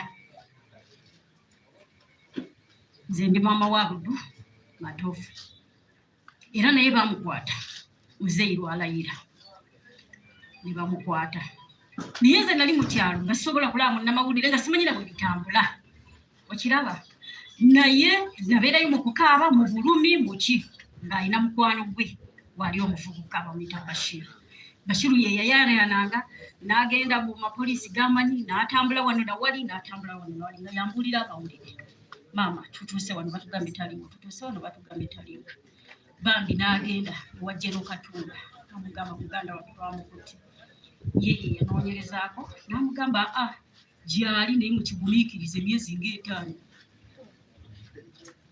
netubeerayo mu kyalo kutuusa lwe natambula nange nenzija mu kibuga ne tutandika olwo era lye baabaleeterako ate olwoze nabirabira mu kyalo nga sinnamanya nakuba omwe nsobola kuyita nti ntandikire wano kutuusa lwe twatandika ne twewuuba babaleeta luno babaleeta luli babaleeta luno babaleeta luli mazima ga Katonda n'obubanja ne tubutunda ng'ab'omukyalo tolina wojja ssente ate olina okuba nazo oba oyagala oba toyagala otuuke byonna byonna tubikoze muleeta abajulizi ne tubaleeta kinedda temujja kusobola kukuuma baana bano bajja kubula muleete balooya bajja nti nedda bwe bannannyini bantu mmwe kennyini mwe mujja okweyimirira abantu okutuusa lwe twabaleeta kutuusa lwe twatuuse ku luno olusembayo kuba bannaye tebiggwayo bingi naye bwe twatuuseewo batugambye temuli batuuze tetubeekakasa temuyina we munyweredde temujja kukuuma bantu nze jjajja wa kitange ali Gomba ne jjajja wange ali Gomba ne jjajja wange ku ludda lwa nnyabo ali Masaka ne jjajja w'omwana oyo ali Masaka ne kitaawe w'omwana ali Masaka abaafa babagalamizeeyo abalamu gye bali ne mbooza ku ssaawa eno ate kaakati Oluganda ŋŋenda ddujja wa olutaava e Kenya era ŋŋenda kikola ntya nga nennanga muntu njirina era nalwayo ne bampandiika ne mweyimirira nze muzaala ennanga muntu yawano simanyi oba zaakyusi nga nze nyina nfu oba nyina nkadde ekyo kyannema okumanya kati weŋŋambira bannange baali badde bata abaana baffe nga tebabawozesezza nako nga tebatuzizza na mu kkooti z'amagye tugatya n'oyimirirayo bayinza n'okubuuza ekintu n'owummulamu mubuliddwa bw'okyalo okulabira ate okimanyi abaana baffe babajje mu kkooti z'amagye badde mu kkooti eza bulijjo bwebawanga musango weeguli abaana bawoze Niate siraba kuba naboza ng'omujulizi baamuleeta n'atankana ne bamubuuza gundi gw'amanyi ennyo n'agamba mumanyi nze namukwata ayina avaayo n'asonga ku gundi. Ekintu ekitaali kyangu mu budde obwo nga tekyayogera kakimanyi era akyekakasa. Ne batugamba omujulizi taliiwo, yagenda ali mweru wa ggwanga alidda ddi. Omwana wano ye bwe twagambidde nti naye amanyi obulumi bw'omwana we bwe yayogedde ekigambo ku ggwanga eritalina lirye tisobola oddikuba eritamusunye eritamuvumye y'omukulu ye yavuddeyo teyeetonda. Lwaki twetonze ebbanga lyonna n'agala okutuwa abaana baffe abatalina musango kuba singa weeguli singa baagutulaga singa twagufuna dda bannaye twebaza nnyo bakama baffe abatubeereddewo ne tubeera nga tugenda mu kkooti tetusobola kugula balooya sente ezo tetuzirina naye balooya babeddewo looya Musisi looya n'abalala Shamimu baani bonna bambi ne besoogedde bansonyiwe naye nga mbamanyi kuba mbalaba abamu n'amannya ne gannema. Matovu alina abaana 3 kyokka n'omu ku ssaawa eno mulwadde muka mwana wange yamundeetera ate nange navuddeyo waka kati obwedde okuva eggulu okuba kusimu ye teri kusima kyamutuuseko babagimugidde mu kalwaliro gye munamulese simanyi kati simanyi embeera bannaye embeera nzibu nnyo naye bate abaana baffe abaana babatuwe tetuyina tewali musango kati nganze omwana namutendeka ddi nti agende gweyeekera tekiriyo yenyini mukama waabwe gwe babalanga waali ne wali tuli naye lwaki bano n'abaana mu kyalo eyo ne babasiba ng'ate ne mukama waabwe bamulaba n'abamuddiridde babalaba na buli kimu mwekiri balekeraawo tulumya emitima balekeraawo tukaabya balekeraawo tumenya naye tufa.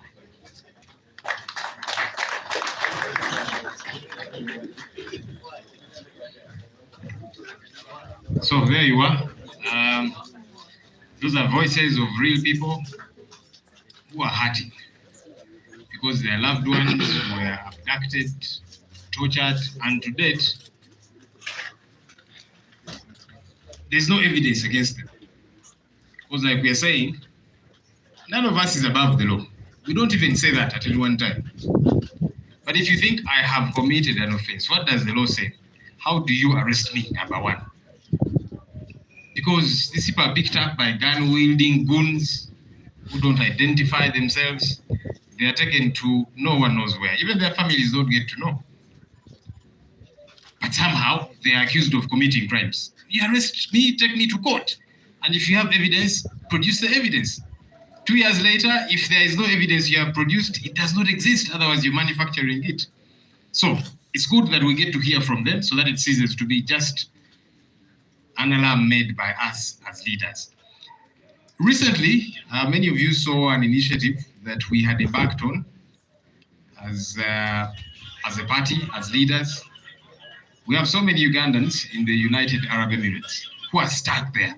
And not just Ugandans, but they are nationals from different countries of Africa. They are stuck. The government here has refused deliberately to reach out to these people and assist them and bring them back home. It's your responsibility. If you postulate to be a leader, it is your responsibility. So there's no attention to them, and we said, you know what, let's see what we can do. And a concert was organized in that regard, and it was thwarted because they will look bad when we do what they have failed to do.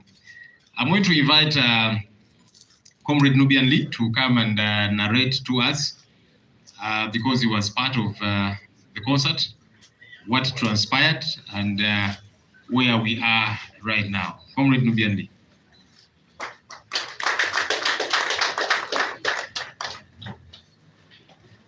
People power, our power. Kunga Uganda Kunga, Kunga Northern Uganda Kunga, Kunga Southern Uganda Kunga, Kunga Eastern Uganda Kunga, Kunga Western Uganda Kunga. Assalamu alaikum wa rahmatullahi wa barakatuh. Omukama mulungi ate era ekiseera kyonna weewaawo. Should I Luganda ding, or English, both. Ladies and gentlemen, I'm so humbled to be before you. Our President, His Excellency Kyagulanyi Ssentamu, the SG, the spokesperson and his deputy,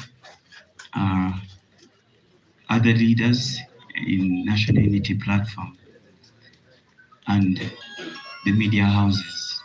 Yes,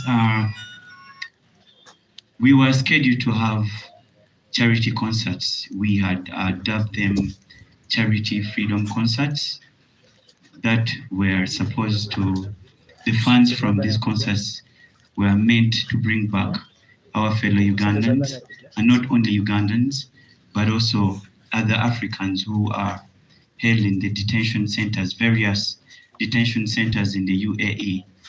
Yes, as you saw the events on social media, our president was detained and he was interrogated for several hours.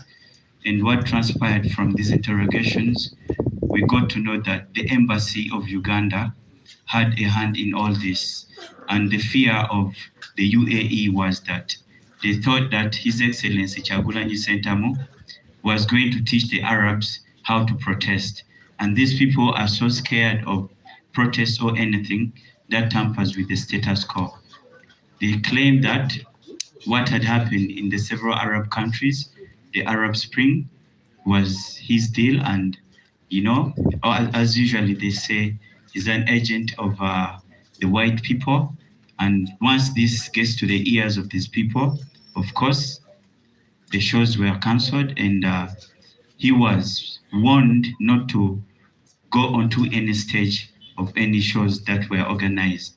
And it's very sad to see that our fellow Africans and Ugandans are out there, and as a country that is supposed to repatriate these people does nothing about it. Several cases have come up. There is a business of organs, and nothing has been done. No investigation by government, and it feels like we are on our own. And as National Unity Platform, we have the Arts and Entertainment Department. So with the Arts and Entertainment Department, we thought that the best way we could raise funds was by putting up these shows, but all these shows were frustrated. We were able to visit one of the detention centers that is in Alawi, and thanks Eddie Mutwe. Eddie Mutwe was there, and Bobi and several foot soldiers. So we went to this detention center, and the information we got from the authorities there is that in this one detention center, there are over 21 detention centers, such detention centers in UAE. But in this specific one, the one we were able to visit, there was a total of 600 people. That's from Africa, African countries. And 200 of them were Ugandans, which is, when you put it in percentages, is 33%. 33% of the people in there were Ugandans. And this detention center was for the females. It's very absurd to see that people who thought that they were going for greener pastures, all their dreams were crushed, and they all live in a detention center. So many people have reached out to us, and yes, they are willing to contribute to see that we are able to fulfill this that we had gone out to do. And I will not say so much, because the rest is for the Secretariat to see how we can raise these funds and how to mobilize and which numbers, to put the funds on. So I won't go into such details. But one thing we should know, we are all prisoners, both the prisoners in detention centers and we as Ugandans as a whole. For as long as we have a dictator in power, we are all prisoners. And as we usually say, any dictator anywhere is a threat to the freedoms and justices anywhere. So you saw what happened. With their authority, they were able to influence the authorities in the UAE, and that way they stopped the concerts. So as we Ugandans, we need to bring to awareness and awaken so many Ugandans to realize that we are all prisoners. And one of the best ways is by exposing these injustices. That is also a tool of fighting injustices. So let's use our cameras to expose whatever is going on. Let's share whatever ordeals our people are going through so that people get to realize that there is so much separation in Uganda. And that way we will be able to isolate these dictators. Let's make it so impossible for anyone to have a relationship with the dictators. So our fellow brothers and sisters, let's pray for our people out there. The state they are in is not so good. And as we come up with ways of raising funds to bring back our people.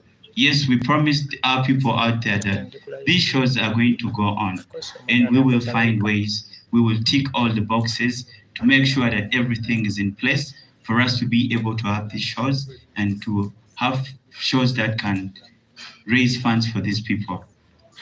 Kati nzireko mu Luganda.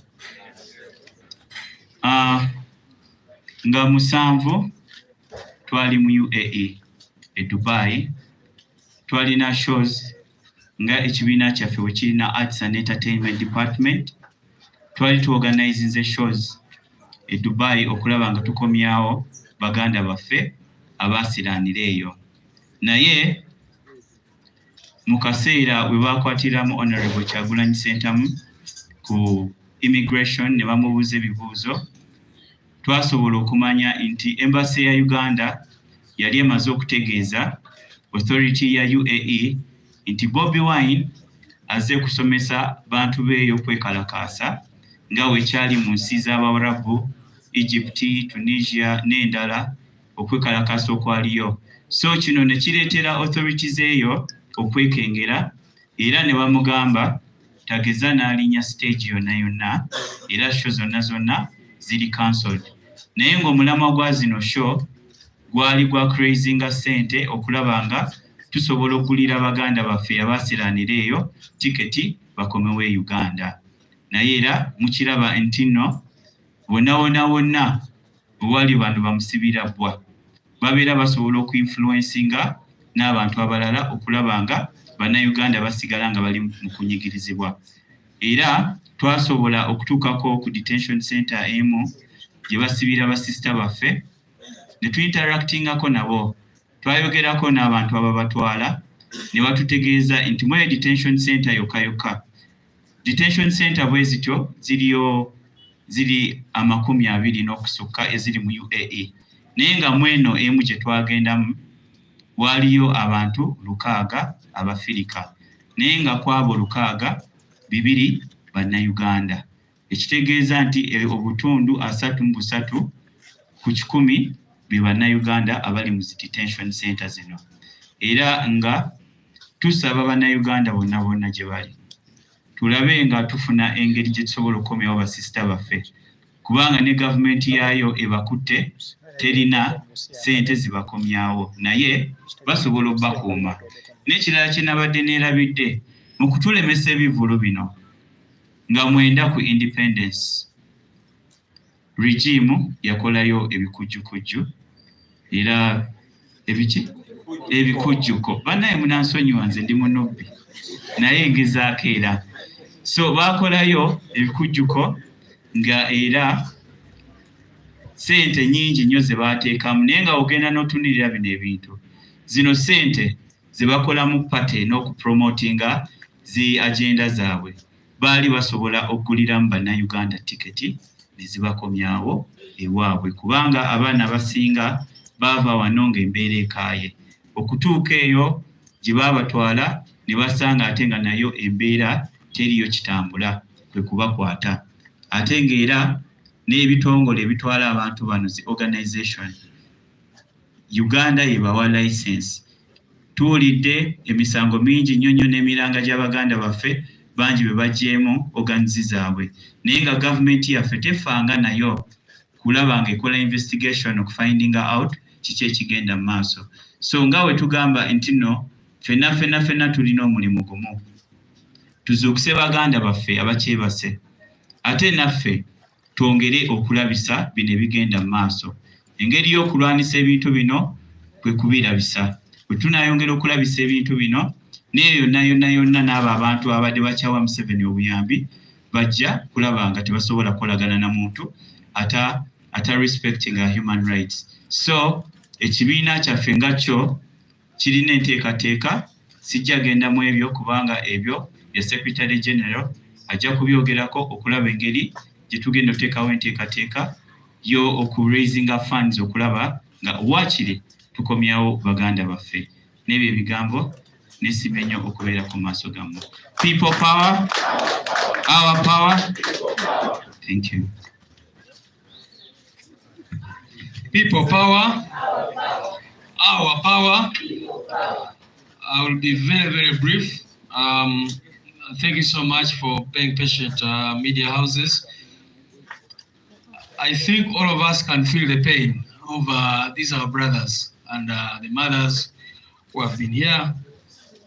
I don't know how regime officials sit comfortably in their offices, seeing these mothers cry, seeing what is happening. Museveni and his people like talking about Idi Amin, but you've heard the stories of what they did to these people. What can be worse? They just take you and start doing all sorts of things to you in those torture chambers, and then they have the guts to come and lecture us about Amin, about Obote, and all that. So, like the late Brigadier General Kasiri Gwanga used to say, cut the crap, because you cannot talk about Amin and say you used to torture people, you used to abduct people, and yet we still have these things happening in 2022. It's very, very unfortunate. I saw these mothers crying, all of them outside the court martial the other day, and it was very, very disturbing. Outside the military court, they are wailing because their children were being taken back into detention without even giving them a date when they will come back. So the challenge is to the Supreme Court and Mr. Ownyidolo and his people, because the Constitutional Court already decided that trying civilians in military courts is unconstitutional. And the state appealed to the Supreme Court. Up to now, there has been no hearing for that case. We want that matter to be resolved by the Supreme Court so that in Uganda, military trials of civilians are declared unconstitutional, because that goes against the UN standards, the international human rights standards, which Uganda is a signatory to, and all that. You cannot be trying civilians in military courts. So that is what I wanted to emphasize. And finally, to talk about the question of Dubai and UAE, Arab countries. The National Unity Platform is leading the effort of repatriating these our people. Our target is to bring back as many of those young people as possible. All they need is an air ticket back home, and we have seen many Ugandans willing to contribute. And so we have put in place numbers, several phone numbers, where Ugandans who want to contribute to this effort can contribute. And we are going to make these numbers available online on all our social media platforms, so that if you're there and you want to contribute towards the effort of bringing back these Ugandans, please do that. And these people will be able to return back home, because they are like orphans. The regime does not care about them. How about the legitimate regime, the legitimate government, which was elected by the people, takes charge? You know, we say that all of you know that NUP is a legitimate elected government of Uganda. So if the illegitimate regime does not do certain things, it is expected that they will not take charge. But let us, the people of Uganda, decide to bring these people back, to do one of our responsibilities. And we've done many other things. You've seen us carry out different activities of charity and others. And this is one of the things we want to lead and bring back our people to Uganda. So these numbers will be available online. I don't know if I should read them here. One is registered in Ernest Ayen 0760 045 345. For those watching us live, you can get those numbers. There are several. So there are 6 numbers in total. One is the 3 MTN and 3 Airtel numbers. The MTN numbers are 0760 045 345. That's in Ernest Ayen's number, Ernest Ayen's name. And another is registered under Rahma Juma 0762 890 137. The other is in Kafko Stanley. That's the name. It's a 0762 888 923. And then Airtel, the first one is 0705 564 156. So these numbers are going to be put online for all of you guys who want to contribute. But I also want to announce that our president has made the first contribution of 10 million shillings to this cause. So we are not just announcing to encourage you guys to make contributions. He has put in a contribution of 10 million shillings to help. That's about 10 people that are going to be brought back home. And I'm sure other leaders, members of parliament, and other leaders in NUP will make a contribution towards this effort. Zino enamba z'ensomye zetugenda okubanga tuyitirawo okuyamba abantu baffe abali stuck mu makomera ag'enjawulo e Dubai n'amawanga amalala g'Abawalabu. Twagala kuyambako ku bantu baffe bannayuganda batulonda era mulabye nga tukola ebintu eby'enjawulo okuyambako ku bantu baffe ababeera mu mbeera embi. Kakati tutaddewo zino enamba gwe bw'oba nga oyagala kuyambako okuzza abantu baffe wano butaka osobola oyitira n'oteekayo contribution yo ne tulaba nga tubaleeta abantu abo. Tujja ku-announcing eno campaign egenda kulaninga for 1 week. Leero Lwakuna egenda kutambula mpaka ku Lwokuna next week. Sente zitunaba tufunye mu fundraise eno tujja zibabuulira era abantu baffe basobole okukomawo wano mu Uganda. Era nkyogedde nti president waffe yataddeko miliyoni 10 ng'ettofaali erisooka ku nsonga eno ey'okukomyawo abantu baffe. N'ekirala si kuba nti alina amajja wabula naye nga bwe mumanyi oba yakolamu. Ekisemberayo ddala nga ngenda muyita banange mbadde njogera ku nsonga y'abamaama bano.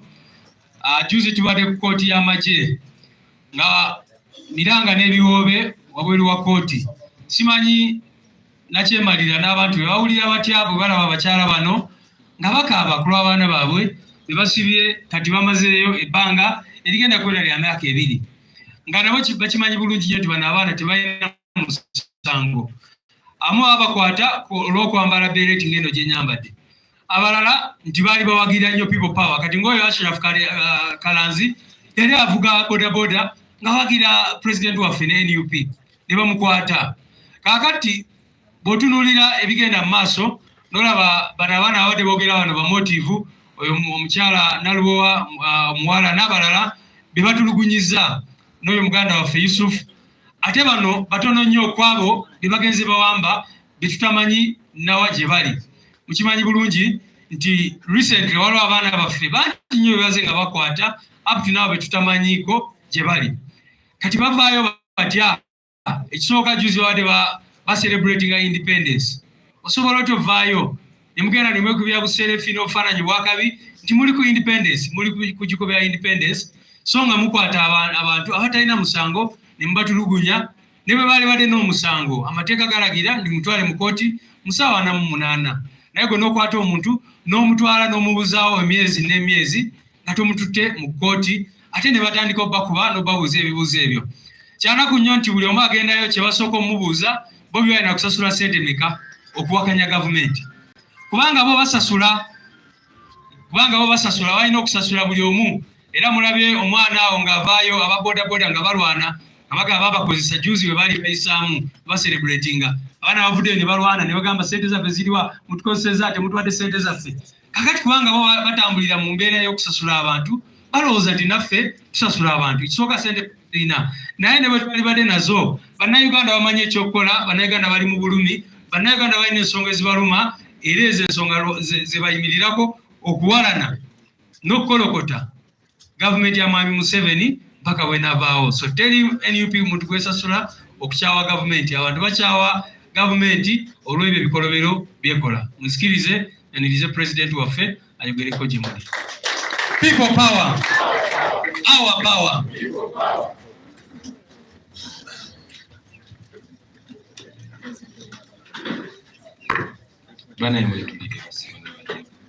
People power, our power. Thank you very much, Comrade Lewis. Ladies and gentlemen, good afternoon. It is not a very, very good afternoon with what we see going on in our country, with what we see happening to our people. But nevertheless, we say good afternoon. I want to address 2, maybe 3 matters this afternoon. First, to add my voice on condemning the rampant abductions and enforced disappearances. You all notice, ladies and gentlemen, that there's a new wave of abductions and enforced disappearances. Many of us have read about the times of Pandagari, the times of Idi Amin, but even what we read is not as bad as what we see today. It's very unfortunate that it's happening, but it's even more unfortunate that we see a very loud silence from leaders, from political leaders, from religious leaders, from cultural leaders. To you, dear our religious leaders, we believe that God is stronger than any dictator, stronger than Nebuchadnezzar, stronger than Idi Amin, and certainly stronger than Museveni. We get disturbed why there's so much silence coming from our religious leaders. We grew up being taught about the Uganda matters, 45 of them, 22 from my own Catholic Church and 23 from the Anglican Church. Those were people that died because they stood for what is right. They stood for truth and for justice. They stood for their right to worship, just their right to worship. Up to today, we remember them. These people are standing for their right to be human. They are abducted, they are tortured, many are raped, others never show back. But we've not had enough from the religious leaders. Most times when religious leaders talk to us, they only encourage us to be calm, to be peaceful. But you cannot be at peace when you don't have your rights, when you're not free. So dear religious leaders, we want to hear more of your voices. To the cultural leaders, we have many cultural leaders in Uganda. I'll talk mainly about where I come from. There has not been a horror here in Uganda, in the history of Uganda and the history of Uganda. There's never been any horror like the one happening today, where our children are abducted. You see their mothers crying, demanding for them. There's never been such a horror. And we think that our leaders, who are supposed to be our representatives, we think this is supposed to be on your lips. If we cannot get them for us, at least talk about them. Let us know that we are represented by our leaders. Of course, I'll talk about the silence from the media. Unlike the politicians, it's either silence or diversion. For the politicians, all we hear them talk about on TV and radio interviews are matters that are not as important as this. Same thing with you, media guys. On TVs today, you're going to hear about who was caught with whose girlfriend, where the party is at, who is dating who. You're not going to talk about these issues. But you are also not safe. Recently, your fellow journalist, Remy Bahati, who exposed the regime and, interviewed Kakwenza on her Twitter space. because the regime could not get their hand on her. They abducted her family. So friends, while you are silent on very important matters that touch you indirectly, it will soon come to you. So please speak up and be the real reflection of the issues that are happening in society, dear media people. Machete's mother mentioned it, and all other mothers mentioned it, that these people are being abducted, tortured, or even killed simply because they supported me. I am here. I have challenged Museveni. I challenge him again. Why don't you arrest me if you think I am leading criminal? Other than torturing these people, why don't you torture me? Why don't you arrest me? Mike check. Yeah, come on. Comrade Nubian has briefed you about what happened with our Dubai tour. I will emphasize that because we have a gift given freely to us by God and groomed and raised and promoted by the common people, we thought this was our opportunity to give back to our brothers and sisters. So a concert was organized in Dubai. He has briefed you that many of our brothers and sisters are stuck in the Arab world. In the UAE alone, there are 21 detention centers. We visited only one, and it had 600 girls, 200 from Uganda, and the rest from the rest of Africa. We wanted to achieve two things. One, we wanted to create awareness, because you, the media, are not talking about these girls as much as you're supposed to be talking about them. You, the leaders, political leaders, religious leaders, and wherever, you are not talking about the plight of these people. These are children of Uganda. These are Africans. Okay? They are stuck where they're being humanized, where they're being disrespected, where they're being humiliated, and in many cases, because of the color of their skin. These so-called Pan-Africans who rule over us, who criticize us every time we call them out on disrespect of human rights, have not done anything. The same way they neglected our people who are being racially abused in China in the wake of the COVID-19 pandemic. They are the same people that are silent. So we try to use our talents to help our brothers and sisters. We organized a concert, which concert was blocked by the Uganda embassy in UAE, in Dubai. When I reached the airport, I was questioned for 8 hours. Apparently, the regime in Uganda, through the embassy of Uganda, said I am a terrorist, taking trouble to Dubai and the UAE. They said I couldn't be allowed to conduct any business there. Of course, after all the questioning, the government of Dubai realized that I'm not a criminal, that I'm a good person and I have good intentions. So they released me. Unfortunately, because of the extreme pressure from the embassy, our concert was cancelled. Now imagine, this is an embassy that is supposed to look out for the well-being of Ugandans wherever they are. This is an embassy that has done nothing to save our girls and boys who are stuck there, but has done everything to stop every effort to bring them back home. Bobi said it, that only in this detention center that we are allowed to visit, the conditions of living were horrifying. For every girl or boy to return back home, all they need is an air ticket that is between 700 to 800,000 shillings. So if the concert that had gone to perform in Dubai was allowed to go on, I would be returning with a minimum of 400 of those girls or boys.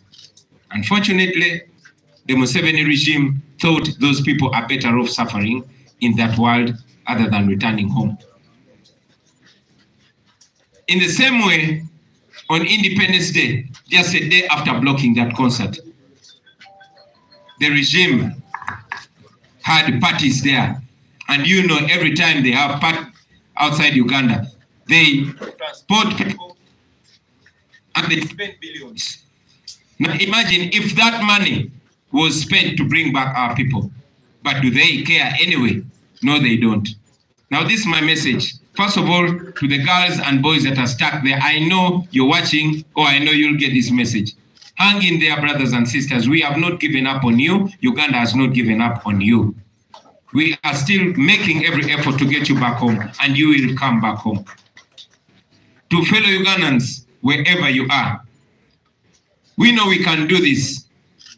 While we are making our own effort as a party, as NUP, as people power, we know that even individual citizens, even those that don't want to publicly associate with us, you can do something. You can buy one ticket for one girl or one boy, or even half a ticket, or whatever you can. I'm sure every one of us can do something. For those that have the funds, please contribute to bring back our children. And for those of you that don't have the money, you can contribute by creating awareness. Let this be the issue on everybody's Facebook, on everybody's Twitter. Let us not forget about them. Don't sweep them under the carpet. Let them know that we are thinking about them. By creating awareness, maybe somebody that can be helpful but is not yet aware can know and will be helpful. So don't forget about them. Let us create as much awareness about the plight of our girls and boys that are stuck there. And for us that can contribute, let us contribute. Our Secretary General has announced my contribution. I had intended it to be silent. But I could not call upon you to contribute when I've not led by example. I'm only trying to lead by example, but whoever can do something, please do it to bring back our people.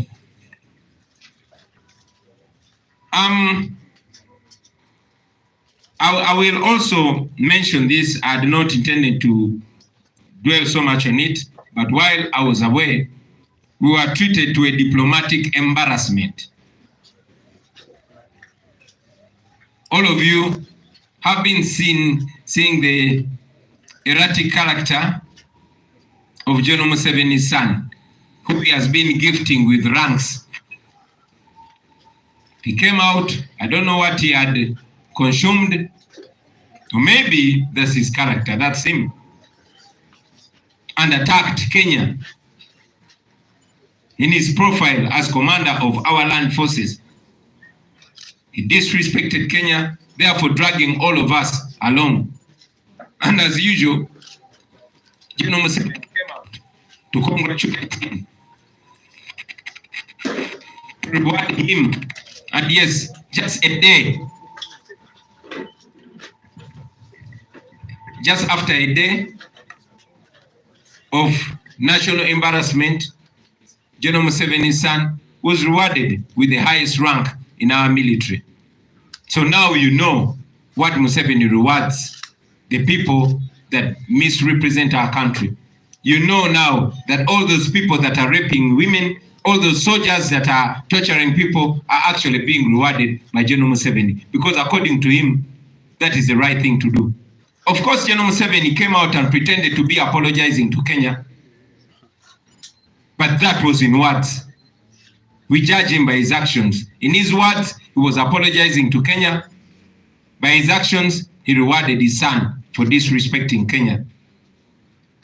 To our brothers and sisters in Kenya, please bear with us. That is what we go through every day. But I also want to assert that that man was not speaking on our behalf. He does not represent us and is not even one of us. And finally, ladies and gentlemen, well, before I leave that topic, what does it show us? First, it shows us that we don't have a national military, we have a personal military. The fact that no other serving officer can behave in such a manner.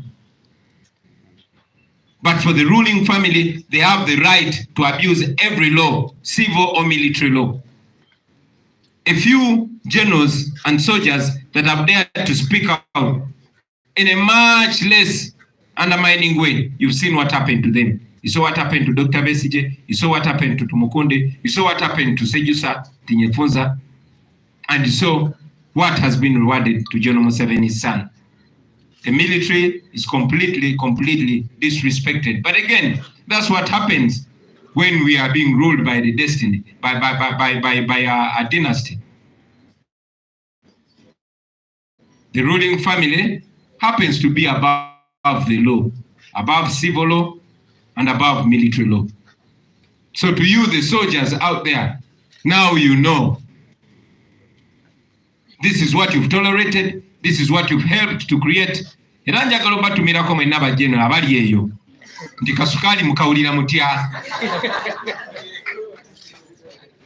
finally, you've had our comrade Kasaga mentioning, and others, that whenever they are arrested, they are beaten and warned to stop using Twitter. Now you know what hurts the dictator most. Yes, we are present on Facebook. Yes, we are present on TikTok. But they are more scared of Twitter because all these policymakers are on Twitter. Twitter is much more effective against this dictator. So I hereby call upon all of you who love Uganda to embrace Twitter. Go on Twitter and follow them on Twitter. Tag them. Tag all these organizations. I want all of you to be on Twitter. If you make one post on Facebook every day, make 2 posts, 2 tweets every day. Use Twitter because now we know what they fear most. Kambizi ni muluzungu hivi. Basebo ni banyabo. Ndi musanyufu okuba nti njogerako namwe. Ekisooka kyanaku jonna lwa leero tukyayogera ku kiwamba bantu. Ekiwamba abantu ekigenda maaso mulabi ba maama b'abantu be bawamba. Abamu balabika oluvannyuma nga bamaze okutulugunyizibwa okumala ebbanga ddene. Abamu tebalabikangako nga muganda waffe Gaza tanaba kulabika paka olwaleero. Kyanaku nnyo nti abantu baffe bawambibwa ne batulugunyizibwa. Abamu abakyala ne bakwatibwa nga marinos. Naye ate kyanaku nnyo okulaba nti waliwo okusirika n'okusuulayo gwa Nagamba ku nsonga eno ng'ekyo kiba mu bakulembeze, abakulembeze ab'ebyobufuzi, abakulembeze ab'ennono n'abakulembeze ab'amadiini. Kyanaku nnyo abakulembeze mwe abalondebwa abantu tulowooza nti tewali nsonga nkulu mu Uganda olwaleero okusinga okuwamba abantu.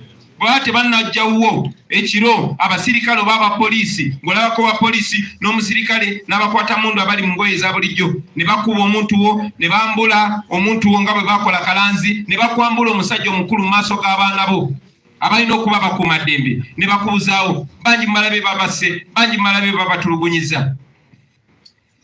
Kyewuunyisa nnyo gwe omukulembeze oba oli wa opposition oba toli, ng'eyo si ensonga enkulu nga si ensonga gy'okulembeza. Ng'ogenda ku TV oba ku radio n'odda ku busongasonga. Tewali nsonga nkulu mu ggwanga muno basebo ne bannyabo esinga bulamu bw'abantu baffe. Teriyo. Era mmwe abakulembeze abadda ku zi TV ne ku radio ne mutandika okweyezageza ku nsonga eno b'endala ne mutandika okudda mu nsonga eza poliisi, muli mu kwebuzaabuza. Muli mu kubika kizibu kiri. Tewabangawo kizibu mu Uganda nga kino. Ekiwamba abantu panda gali egenda maaso kati ekubisaamu ey'Amini emirundi egisukka mu 3. Eby'Amini babituwandikako buwandisi paka kati tukyabyongerako. Bino bigenda maaso olunaku lwa leero. So bw'obanga oli mukulembeze ng'oli eyo ng'eno ensonga tekwatako ekyegeza welfare y'abantu bekyegeza obulamu bw'abantu bo tebukwatako. Abakulembeze abalala ab'amadiini bakadde baffe tubenyumirizaamu nnyo naddala mwe abavuddeyo ne musitula amaloboozi gammwe ku bulamu bw'abantu baffe. nete tunawulira amalobozi gamala kuba nekyokulabirako bakituwadda ebyawandiikibwa biraga tewali nakyemalira ayinza kusinga Katonda maanyi. Nebukaduneza yali tasinga Katonda maanyi, Amini yali tasinga Katonda maanyi, Hitler yali tasinga Katonda maanyi, ne Museveni tasinga Katonda maanyi. Mulekerawo okutulaga nti Museveni mumutya nnyo okusinga bwe mutya Katonda. Mutusomesa ku bajulizi ba Uganda wano. Fa bakatuliki tulina abajulizi 22, abaprotestant mulina abajulizi 23. Buli mwaka tubajjaguza ne Namugongo. Abo battibwa nga battibwa Kabaka yaliwo. Ssekabaka Mwanga nga battibwa olwakye baali bakkiririzaamu. Olunaku lwayo tukyabogerako era tuyigira ku bo. Naye kati enkumi n'enkumi z'abantu baffe bawambibwa, tebawambibwa buwambibwa, bakyawambibwa paka olwaleero ne batulugunyizibwa. Bino tetubisomaako mu bitabo, tetubisomaako mu Bayibuli oba mu history, biri mugenda maaso olunaku lwaleero. Lwaki si bye tuwulirako? Lwaki si bye mwogerako? Lwaki si bye mutusomesaako mu masinzizo? Kyemutugamba mugamba tubeere bakkakkamu, tubeere baddembe. Naye osobola okubeera ow'eddembe nga tolina ddembe lyo. Kubanga musirise kyetuva tuvaayo tubyeyogerereko. Tubasaba abakitaffe ne bannyaffe mu Katonda muveeyo musitule amaloboozi gammwe, mulekerawo okutya Museveni kuba Museveni tasinga Katonda maanyi. Nja kwogera ne ku bakulembeze ab'ennono. Abakulembeze ab'amadiini mbadde ntegeeza ab'amadiini gonna, n'ab'ennono ntegeeza abakulembeze ab'ennono zonna. Ffe wano mu Africa tukkiriza nnyo mu nnono. Nja kwogera ku waffe gye nva, nze nva Buganda. Era tumanyi nti abakulembeze baffe be batwogerera. Naye tewabangawo ntiisa wano mu byafaayo bya Buganda emyaka 8 mu byafaayo ebimanyiddwa, tewabangawo ntiisa wano mu Buganda ng'entiisa eriwo olwaleero ey'okuwamba abaana baffe. Tebangawo. Kati musango okuba omusiraamu, musango okuba omuganda, nze kennyini baali bampabyeko. Genda obuzeewo ne Bozaake bwe baali bamukuba omusango guba mu Bulanganga. Ne bano lwaki ekyo si kyekiri ku mumwa gwa buli mukulembeze? Fenno tulowooza nti ku Ssemasonga ettaano eza Buganda ye yandibadde ekulembera obulamu bw'abantu ba Buganda, obulamu bw'abantu ba Uganda. So abakulembeze b'ennono mwenna, oba oli wano Buganda, oba oli Busoga, oba oli Ankole, oba oli Lwenzururu, obulamu bw'abantu bammwe bwe businga obukulu. Twagala nnyo okufiringa nti tuli baana bammwe mutulowoozaako nti tetuli byabambuzi, nti tetuli just numbers. We are people. We are being killed. Twagala okuwulira amaloboozi gammwe ku bulamu bwaffe. Bwe tutagawulira ku bulamu bwaffe tujja kuba tetwagala gawulira ku nsonga ndala yonna. We want to live. We want to be alive. Twagala kubeera balamu. Abaana baffe babawamba, abaana baffe babatta, ababawamba mubamanyi. Bwe bamala obawamba ne bajja ne beekubisa nammwe ebifaananyi, kibanga ekitegeeza nti mubakkiriziganya nabo. Twagala bantu baffe.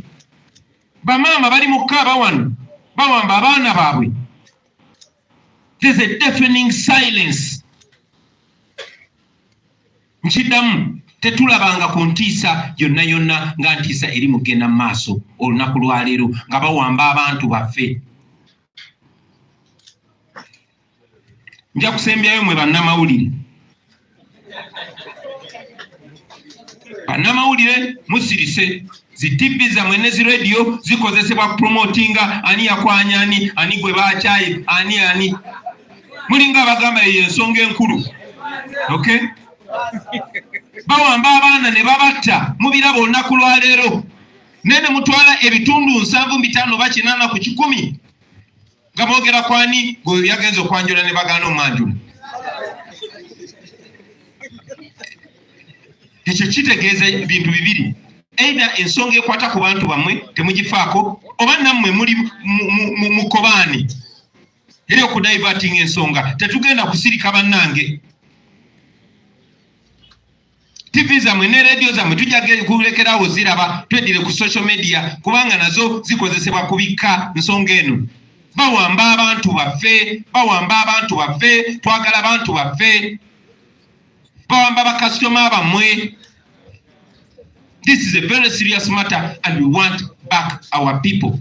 Mulekerawo kwekirinanya bannange. mulekerawo okusirika ng'ensonga eno egenda mu maaso basebo ne bannyabo. Mwe bannamawulire nammwe temuli seefu.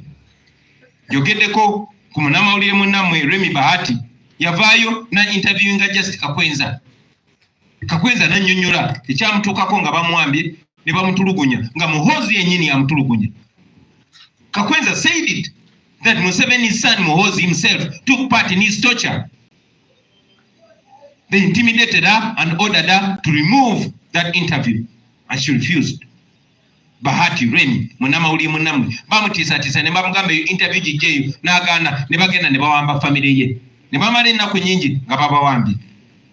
Saalaba eyo nsonga bwe yafukola mu mutwe gw'amakulu mummwe.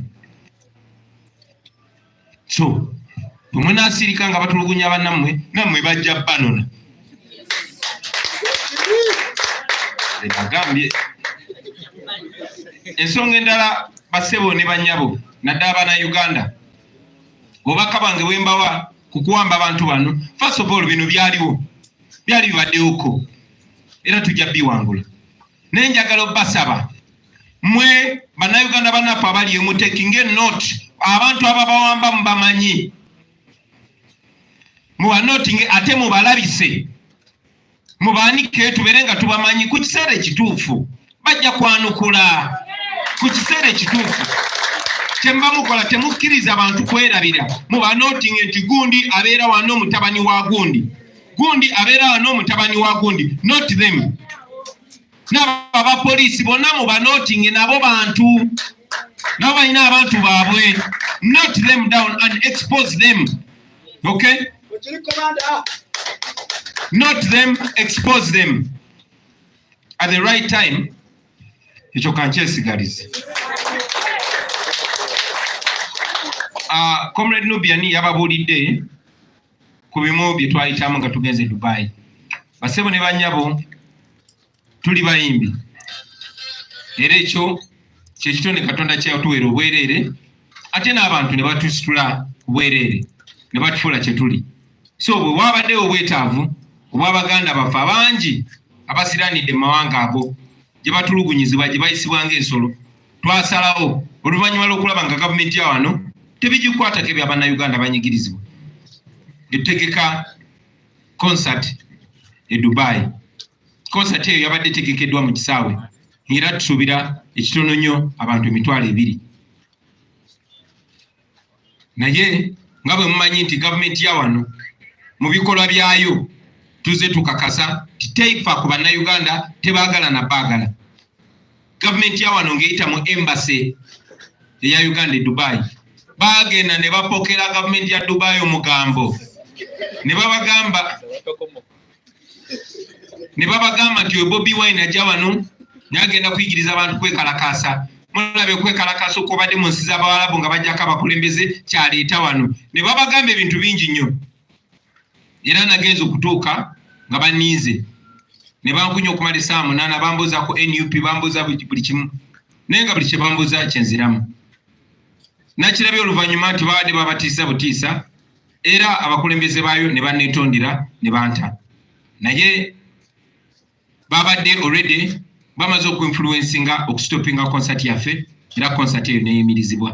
Kyanaku nnyo basebo ne bannyabo nti twabadde tulina essuubi era singa embasa ya Uganda teyekiise mu kaweefube oyo nkakasa nandibadde nkomyewo wano n'abaana baffe ekitono nnyo 400.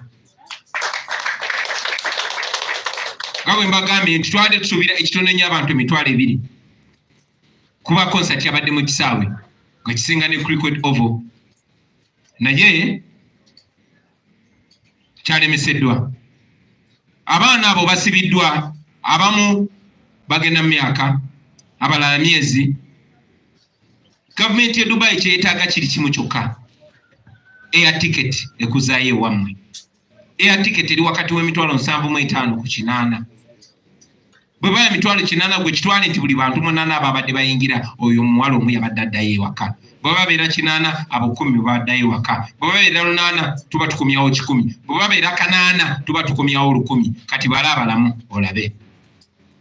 Kyanaku government ya Uganda yabiremesezza ate nno yandibiremesezza negamba temutubba koshofe katubekomezeewo ne baganya bakomyawo enkeera ku independence wabaddewo n'ebikujjuko bya mutabani wa Museveni era mumanyi buli wagenda ateeka abantu bangi ku nnyonyi bagende balage nti alinayo obuwagizi n'abagulira n'ebiyingula by'emmere so gwe kitwale nti biliyoni za sente ez'omuwa omusolo mu kifo ky'okukomyawo abaana baffe zakozesebwa ate kugenda mutabani wa Museveni kweraga eri nakulaga lyanyi so iyo gavumenti ebafuga basebo ne banyabo kyanaku nnyo tibwe bitu bibiri ensonga yabadde tutte esookera ddala yakomyawo abo tusobola okukomyawo nene ekyokubiri okukuba torch ku nsonga eyo nga bwe mbadde ennyumba wano ne bannamawulire n'abantu bonna ti ensonga y'abaana baffe abali mu mbeera abalinga abaddu si ensonga enkulu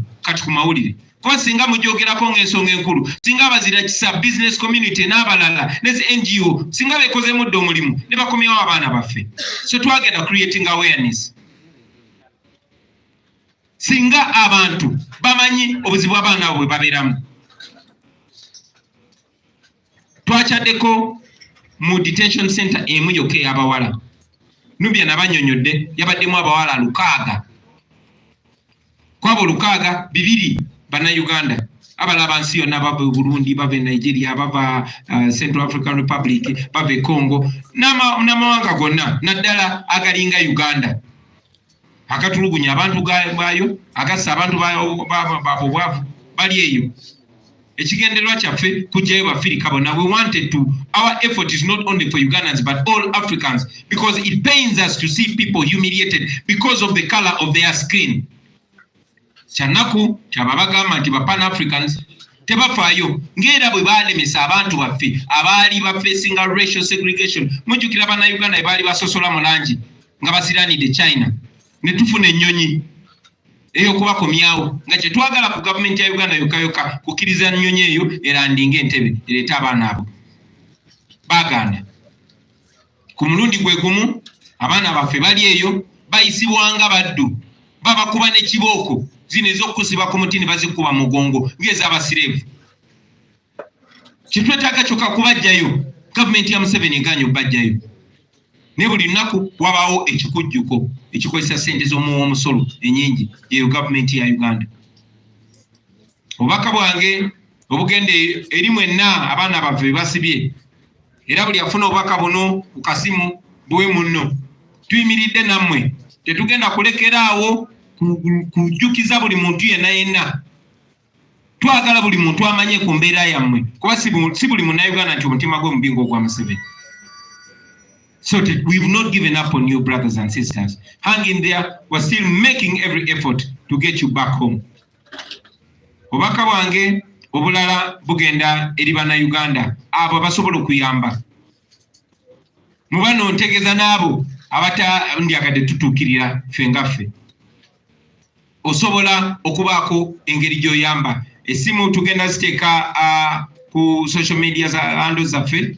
Era nammwe abaliyo mbasaba obubaka buno mbubunye. Buli asobola oba osobola gulirayo muntu tiketi emu, osobola gula kitundu kya tiketi, kyonna ky'osobola okukola. Please kikole abaana baffe bakomewo. Naawe atalina ssente osobola okukola omulimu ogw'amaanyi, making sure nti obubaka buno bubuna.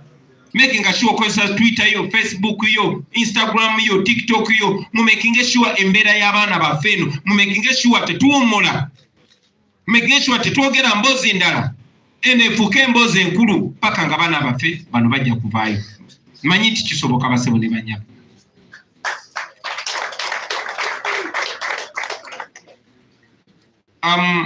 Secretary General waffe akyogeddeko nti saayagadde just kukunga bukunzi mmwe nga nange seekunze.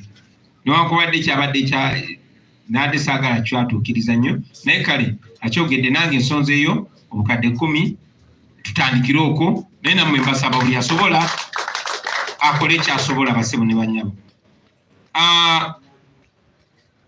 Wesibadde twawemuka twaswala ne tuswaluka nga mutabani wa Museveni kati gwe waawadde obwa general manager ngavuddeyo natuswaza ku Twitter ngalumbaganye government ya Kenya mu ngeri ey'ettamiiro, mu ngeri y'obuswavu, naye tekyewuunyisa eyo yenkola ye. Kyayambi buyambi n'amawanga agatwetoolodde gamanye kyetudiringa nakyo. Era ekiteewuunyisa nga Museveni bwe yavaayo n'abeebaza olw'okutemula abantu nga 18-19 mwezi gwa Novemba omwaka gwa 2020, nga Museveni bwe yavaayo n'abeebaza olw'okuwambanga abavubuka okubakakanya obutamuwakanya, era yavuddeyo Museveni n'amuyozaayoza olw'okuswaza Uganda era n'amuwa ekitiibwa ekisingayo obunene eky'amagye. Wadde Museveni yefudi mu bigambo bye yabadde ng'eyeetondera Kenya ne mu bikolwa bye yalaze yasanyukidde mutabani we kyakoze era n'ayongera n'amulinyisa amadaala. Naye ekyo basebo ne banyabo njagala kyongera obbalaga waawe tuli n'okusingira ddala kiraga abo abali mu magye etubadde nga tugamba abo officers nti bannaye tetulwana nammwe, tulwanirira mmwe, twagala mubeere nga musavinga amagye agabaweesa ekitiibwa. Kati mulabye nti basobola okuleeta okuzaala omwana jjo ne bamukuza n'omusalutinga. Mukirabye nti amagye ga Uganda gafuka ga muntu omu, nti ye mutabani wa Museveni ali waggulu w'amateeka g'amagye n'amateeka ga Uganda. Ebintu byakola singa omusirikale omulala yabikoze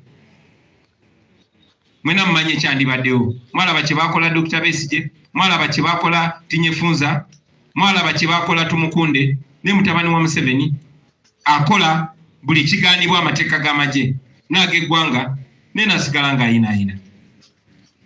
Kyo y'ensonga basebo ne bannyabo. Oba oli awo y'ensonga lwaki abasirikale aba ali outspoken nga Kasirye Gwanga nga tebakyali naffe, era baagenda mu ngeri etannyonnyolwa paka kati etategerekekanga. Mu kaseera ke kamu njagala obatumirako mwenna bajenero abali eyo nti muwulira mutya?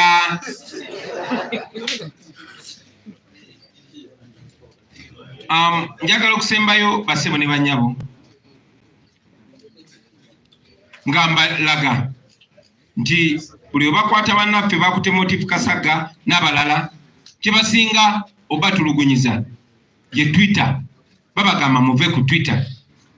Mu kunoonyereza kwaffe basebo ne bannyabo twazudde nti Twitter ate eyo yabulabe nnyo eri Museveni okusinga zi social media endala. Facebook kwetuli n'amaanyi, Instagram kwetuli, ku TikTok kwetuli, naye abantu abasinga okubeera serious bapolisi emeka basinga n'abavugirya Uganda basinga ensimbi bali ku Twitter. N'olw'ensonga eyo muzikirize enkozesa ate mwalabye nti batya nnyo ffe okugenda ku Twitter. Kati engeri gye twalabye kye basinga okutya awo wennyini tuba tukwatira ddala. Njagala okubakunga mwenna bannayuganda abali wano n'abali e Bulaaya mbeegayiridde mu joyininga Twitter leero kati. Twitter mugiyiikire obaka nga bwe mbadde mubuyisaawo mu mazima kuba ffe tetulimba. Amazima gennyini mugabakube ku Twitter ate mubataginge. Mutaginge ebitongole ebyo byonna byonna, tag all the international organization, tag UN Human Rights, tag United Nations, tag all the embassies. N'abo abatemu mubataginge mugende ku Twitter baganda bange kakirabika kyatandise dde okutokota. Kirabika twategedde ate awalawe tuyinza okunyweza. Obanga obadde okola post emu eya Facebook kola tweet 2 oba 3. Kuba kye tulina okulwanyisa. Yoza mwalabye ensonga lwaki bagezaako n'okozesa abantu abamu okuleeta ebiteekateeka okubagoba ku social media. Kakati nga tebanabatukwata mubalabise ate mubalabisize ddala. Lwaki sikomaawo basebo ne bannyabo Mukama ababeereza.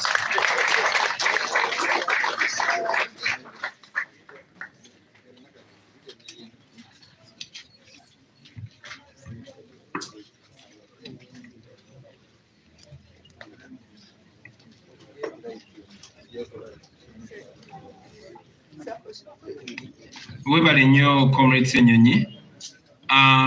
Banzijukizaamu wano nti bwe nabadde njogera Oluzungu nasoomozeza Museveni. Njagala musoomoze ne mu Luganda. Muwamba abaana b'abandi mugamba bazizza emisango kubanga bawagira Kyagulanyi. Kyagulanyi bwe mumukwata mumuzza waka. Mugamba mubaguddeko emisango kubawagira Kyagulanyi. Kyagulanyi ndi wano mbeera amagere nkolera wano Kamwokya. Mbasoomoza mujje mu nkwate bwe mba nnyina omusango. Bwe mba sirina musango munneesonyiwe n'abaana b'abanammwe mubeesonyiwe.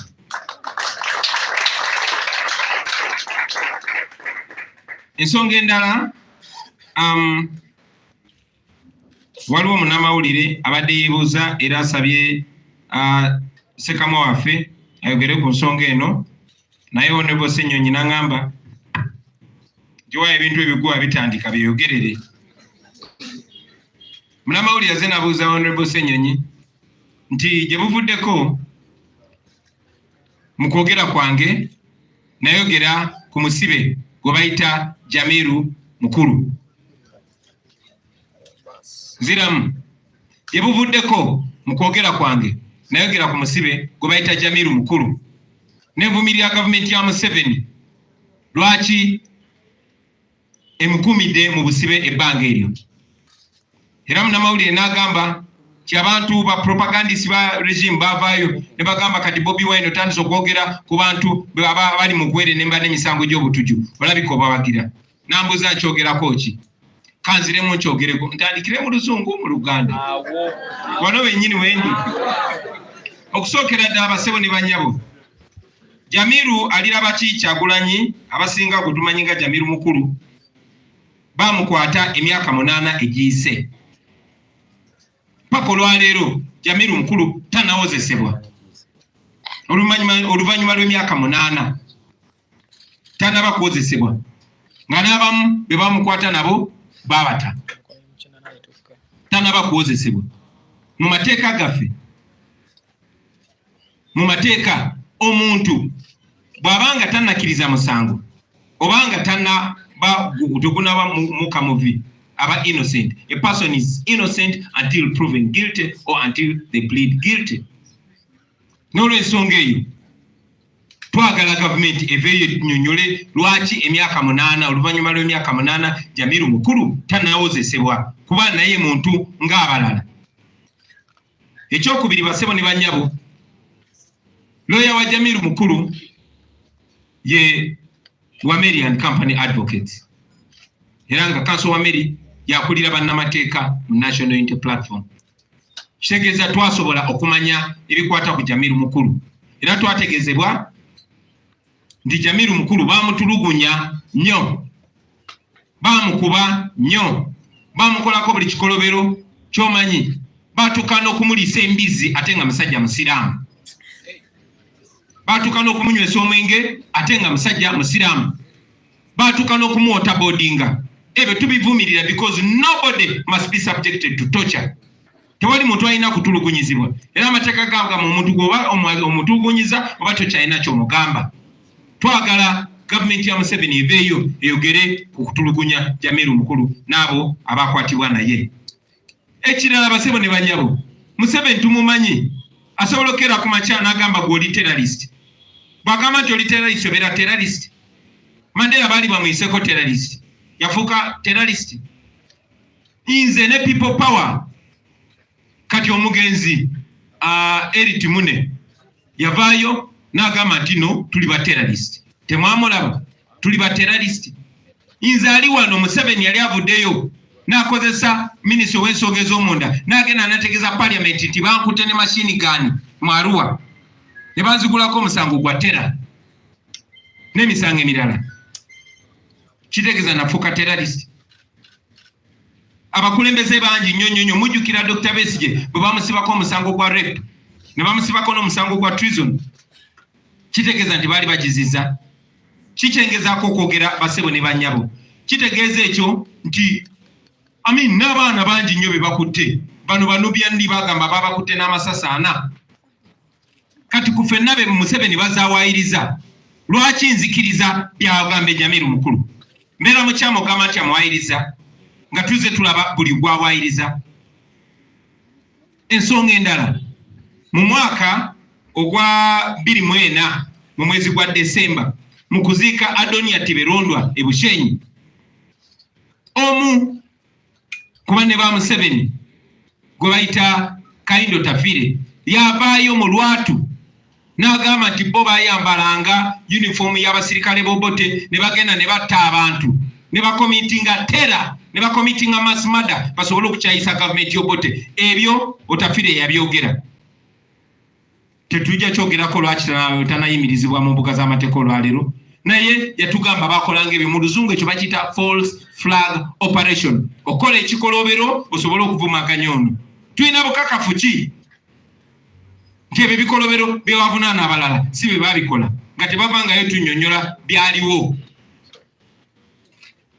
Kanungu, nga tebavangayo tuwa ripooti ebyaliwo mu kwekalakasa kwekayunga, nga tebavangayo tuwa ripooti ku bintu birala byonna byonna.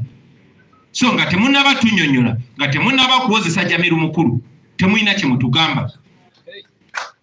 Mwe bannamawulire abali wano olunaku lumu mwali ku kooti tife tetuwulira Jamiru Mukulu byayogera, naye olunaku lwokkalo twamuwulira ng'ayogera mwe bannamawulire mwamufiriminga yali atambula mu kooti n'awogana n'agamba Museveni yatutuma okola bino ebintu byonna byonna. Clips ezo muziina mwe bannamawulire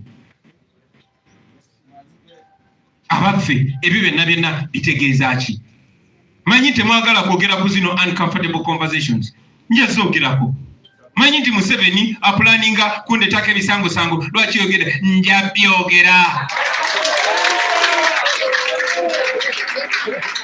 Finally, fe twogera ku buli Munnayuganda kuba tuli ku nsonga ya human rights, ddembe ly'abuntu. Tetukkiriziganya na butuju at all. Era ekyo mukimanyi, byetwogera mu Lwatu byetukola ne mu kyama. Okay? Tetukkiriza mu butuju. Naye tetukkiriza mu ddembe lya buli muntu. Buli Munnayuganda aba n'eddembe lye, era eddembe eryo limugibwako mu mateeka ng'asaliddwa omusango. Bwe baba tebanaba musalira musango, ebyo tugamba mbina bitono basebo ne banyabo ngamba mmwe abatulugunya abantu. I think you will interpret that in your own English. You translate it. Ladies and gentlemen, there's a quick question that has come. A journalist has asked Honorable Senyonyi to clarify about the statements I made, but Honorable Senyonyi decided to throw that back to me. So recently, I made comments about the incarcerated Jamiru Mukulu. And I say that he has his rights as an individual. Of course, regime apologists came up to attack me for talking about somebody who they believe should not be talked about, who they say is a terrorist, etc., etc. It's not surprising at all.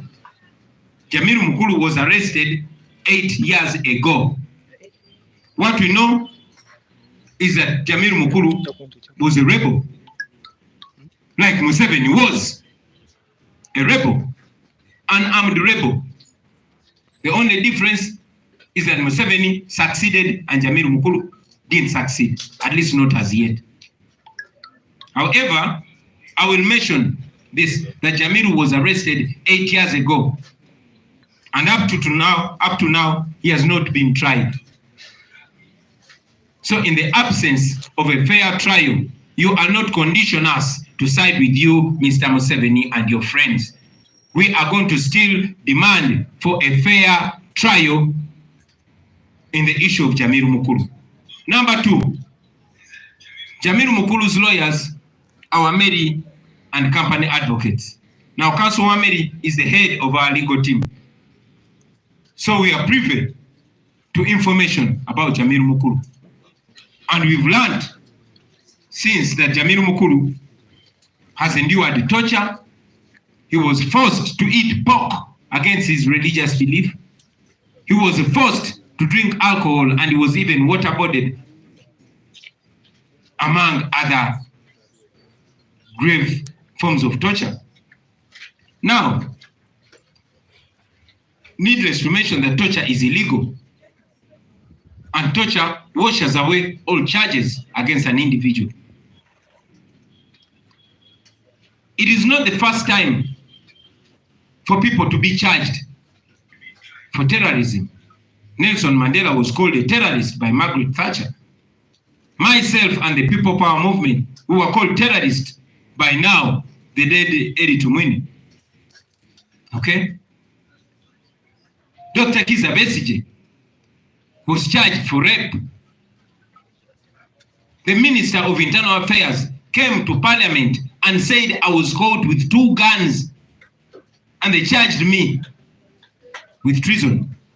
Many of our comrades, Eddie Mutwez, Nubian and others, were charged for apparently having bullets. Of course, all these were lies.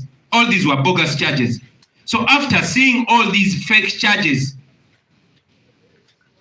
aimed at us because we were opponents of Museveni, why would it be hard for us to believe that Jamiru Mukulu could also be framed by the same regime for opposing it? And for opposing it in a very effective way, like they opposed the Obote regime. Number 2 or 3 or 4.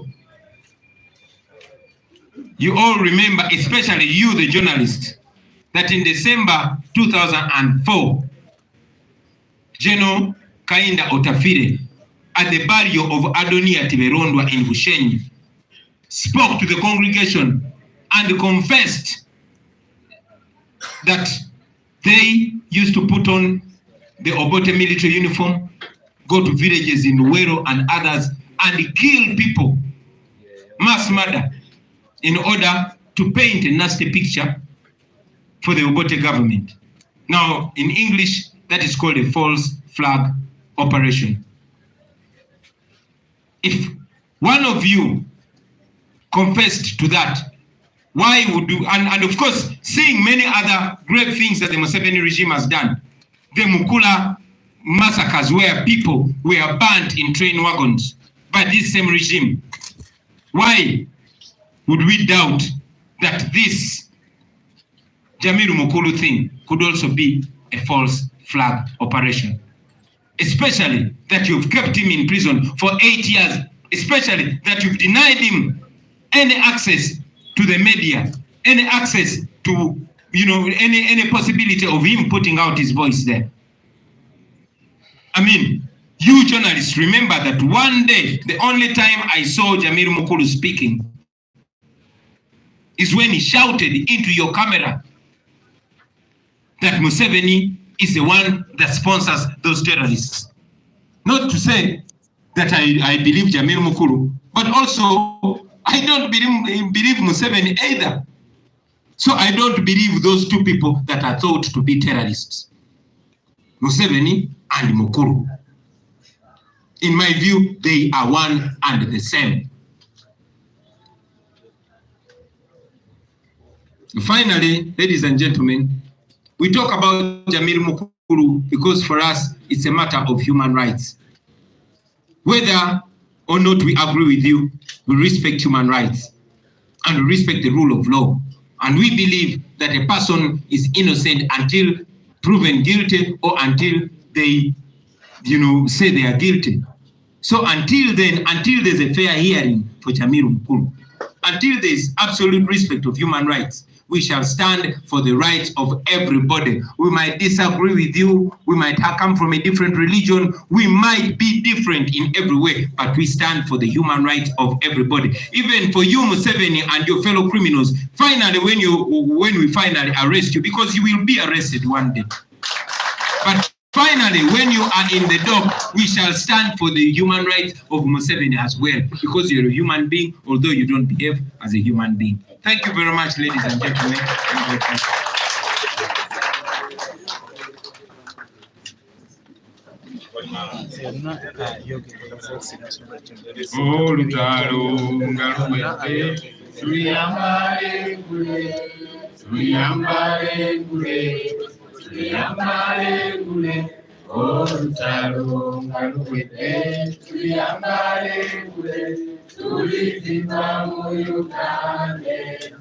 People power. Our power. Thank you, ladies and gentlemen. Have a good day.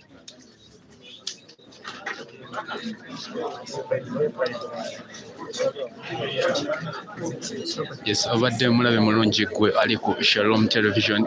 Ebigambo by'omukulembeze owembiddamu mbeera nga mulidde mu ntama. Mu Luganda wekitwa ekibirandoza kiri mbeera nga mulidde mu ntama naye ebigambo by'omukulembeze bwe bityo bibadde. Pulesa y'olwaleero ennaku z'omwezi 13 omwezi ogwa 10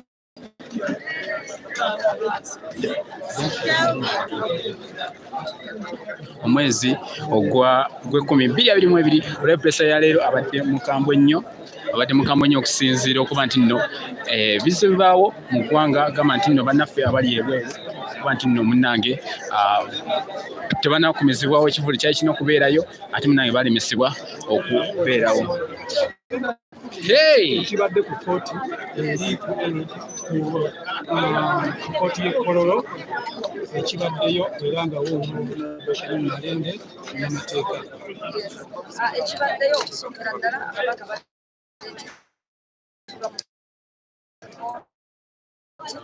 emisango gyabwe gyemerizibwe gisobole okutwalibwa mu kkooti ekubira omusango wabula bategeezezza omulamuzi agambye nti ye amateeka agamufuka mu kkooti gyali mutakkiriza nti si matuufu nti amateeka agamuwa obuyinza okwogera okubeera ng'akweka abajulizi ye gakkiririzaamu n'olwekyo tajja kukkiriza mateeka ago gatwala ate constitution court egatululemu so n'olwekyo bwatyo n'agamba nti kijja kusigala nga abajulizi 17 bakwekeddwa era okuwuliza omusango okubeere nga bateekateeka okugenda mu maaso. Ffenno tulaba ng'ekyo kya bulabe nnyo olw'ensonga nti okusookera ddala nti mu Uganda gye tulimu tukolesa amateeka mu nkola ate etawa bulungi nkola y'amateeka kitiibwa era tukolera mu mbeera nga tukozesa amateeka mu Uganda omugambibwa nti waliwo babaavu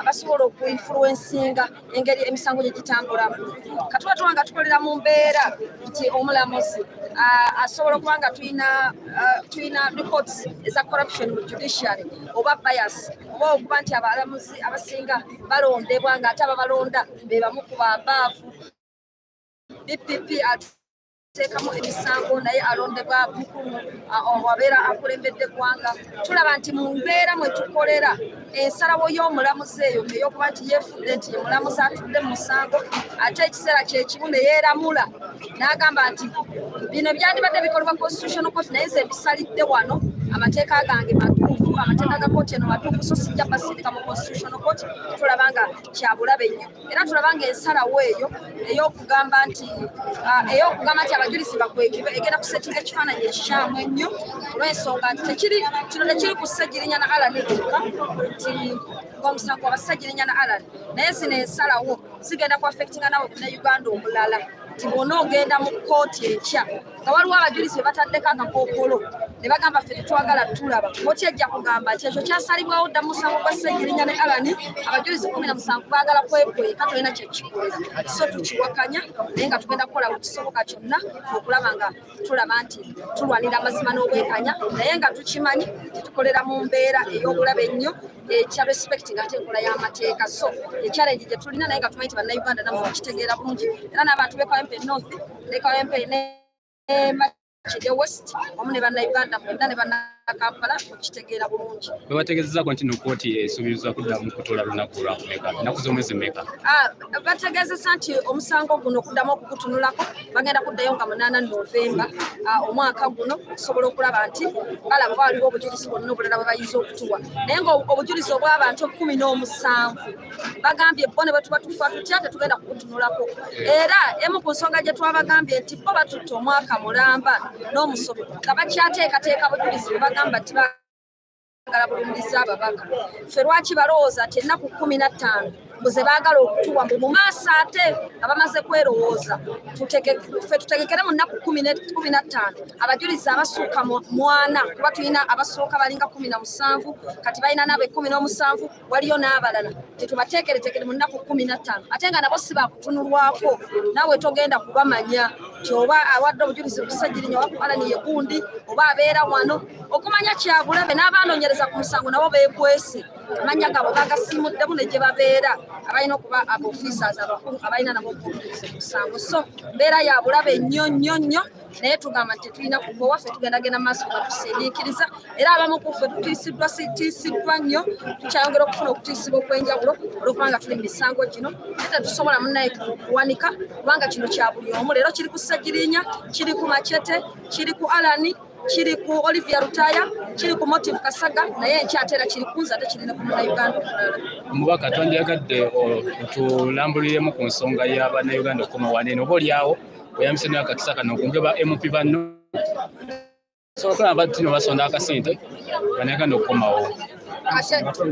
Omusango gw'Abamachete baasaliddwa life imprisonment step Bamachete bawozesebwa mu kkooti ey'amagye erina okuwozesa abantu abafaanana mu kategori eyo abatali Bamachete. Kaakati bali subject to military law ebatategeera era etabakwatako. Kaakati kyolaba nti empozesa yaabwe n'entambula ya kkooti eyo enkola yaayo teresonatinga na nkola ya muntu wa bulijjo civilian. So okusinziira ku nsalawo eyo baabasalidde ne babagamba nti beyiro bagigaanye tawara lunaku kino bagenda kudda mu kkooti kati bwe bulaba obuli awo kitegeeza nti omujulizi ate nga jjukira baba bagamba nti omujulizi yagenda bweru kaakati kiba kitegeeza bannaffe bagenda kubeerayo bbanga ki. So ebyo bye tuvumirira era beemu ku pulezidenti waffe byayongedde okuteekako essira nti eddembe ery'okuba omuntu omulamu n'okuba n'eddembe ery'obuntu kye kisookerwako era ffenna kye tulemerako meaning feeti y'okuddamu okutuula kwa kkooti era temusobola kulanga ffe obuvunaanyizibwa bwaffe nga bwe tugambe tukolera mu mbeera ensi erabika ng'ekolera ku mateeka naye nga mateeka oluntenga waibwa kitiibwa mu kiseera ekisinga ffe tugenda kukushinga era naffe okulaba tufuna olunasa nga baagadde gakole oba tebagadde gakole tegakula so kati yekyalenge kati nga gwe munnamateeka kkooti masho oba abakulembera kkooti y'amagye okuvaayo okugamba bamaama baabo abasibe okubeera nga si Bannayuganda mu mateeka kijja kitya ate nga tulina ndagamuntu oba national IDs nga Bannayuganda ekyo kiraga kye kifaananyi eri eggwanga kyabuswavu kubanga omuntu bw'abanga yazaala omwana alina oluganda ku mwana kakati oyagala muwaani omulala so bino byebimu ku discrepancies ziffe bye tulaba oba zezimu ku nsala zetulaba nga zirina challenge ey'amaanyi ezeetaaga obutunulwamu naye nga tugamba nti ekizibu kya Uganda ekisingira naddala kati ekikulu kyekyokubeera nti constitution yaffe yawa obuyinza amaanyi omuntu omu nga yalina obuyinza okulaba nga buli abantu abalina okusalawo okw'amaanyi alinamu omukono mu kulondebwa kwabwe so n'olwekyo abantu abasinga bakolera ku mbeera nga yakutiisibwa oba bakolera ku mbeera ey'okuba tibakikufiibwa emirimu gyabwe so ekyo kye tulwanirira okulaba nga tutereeza ne mu Uganda empya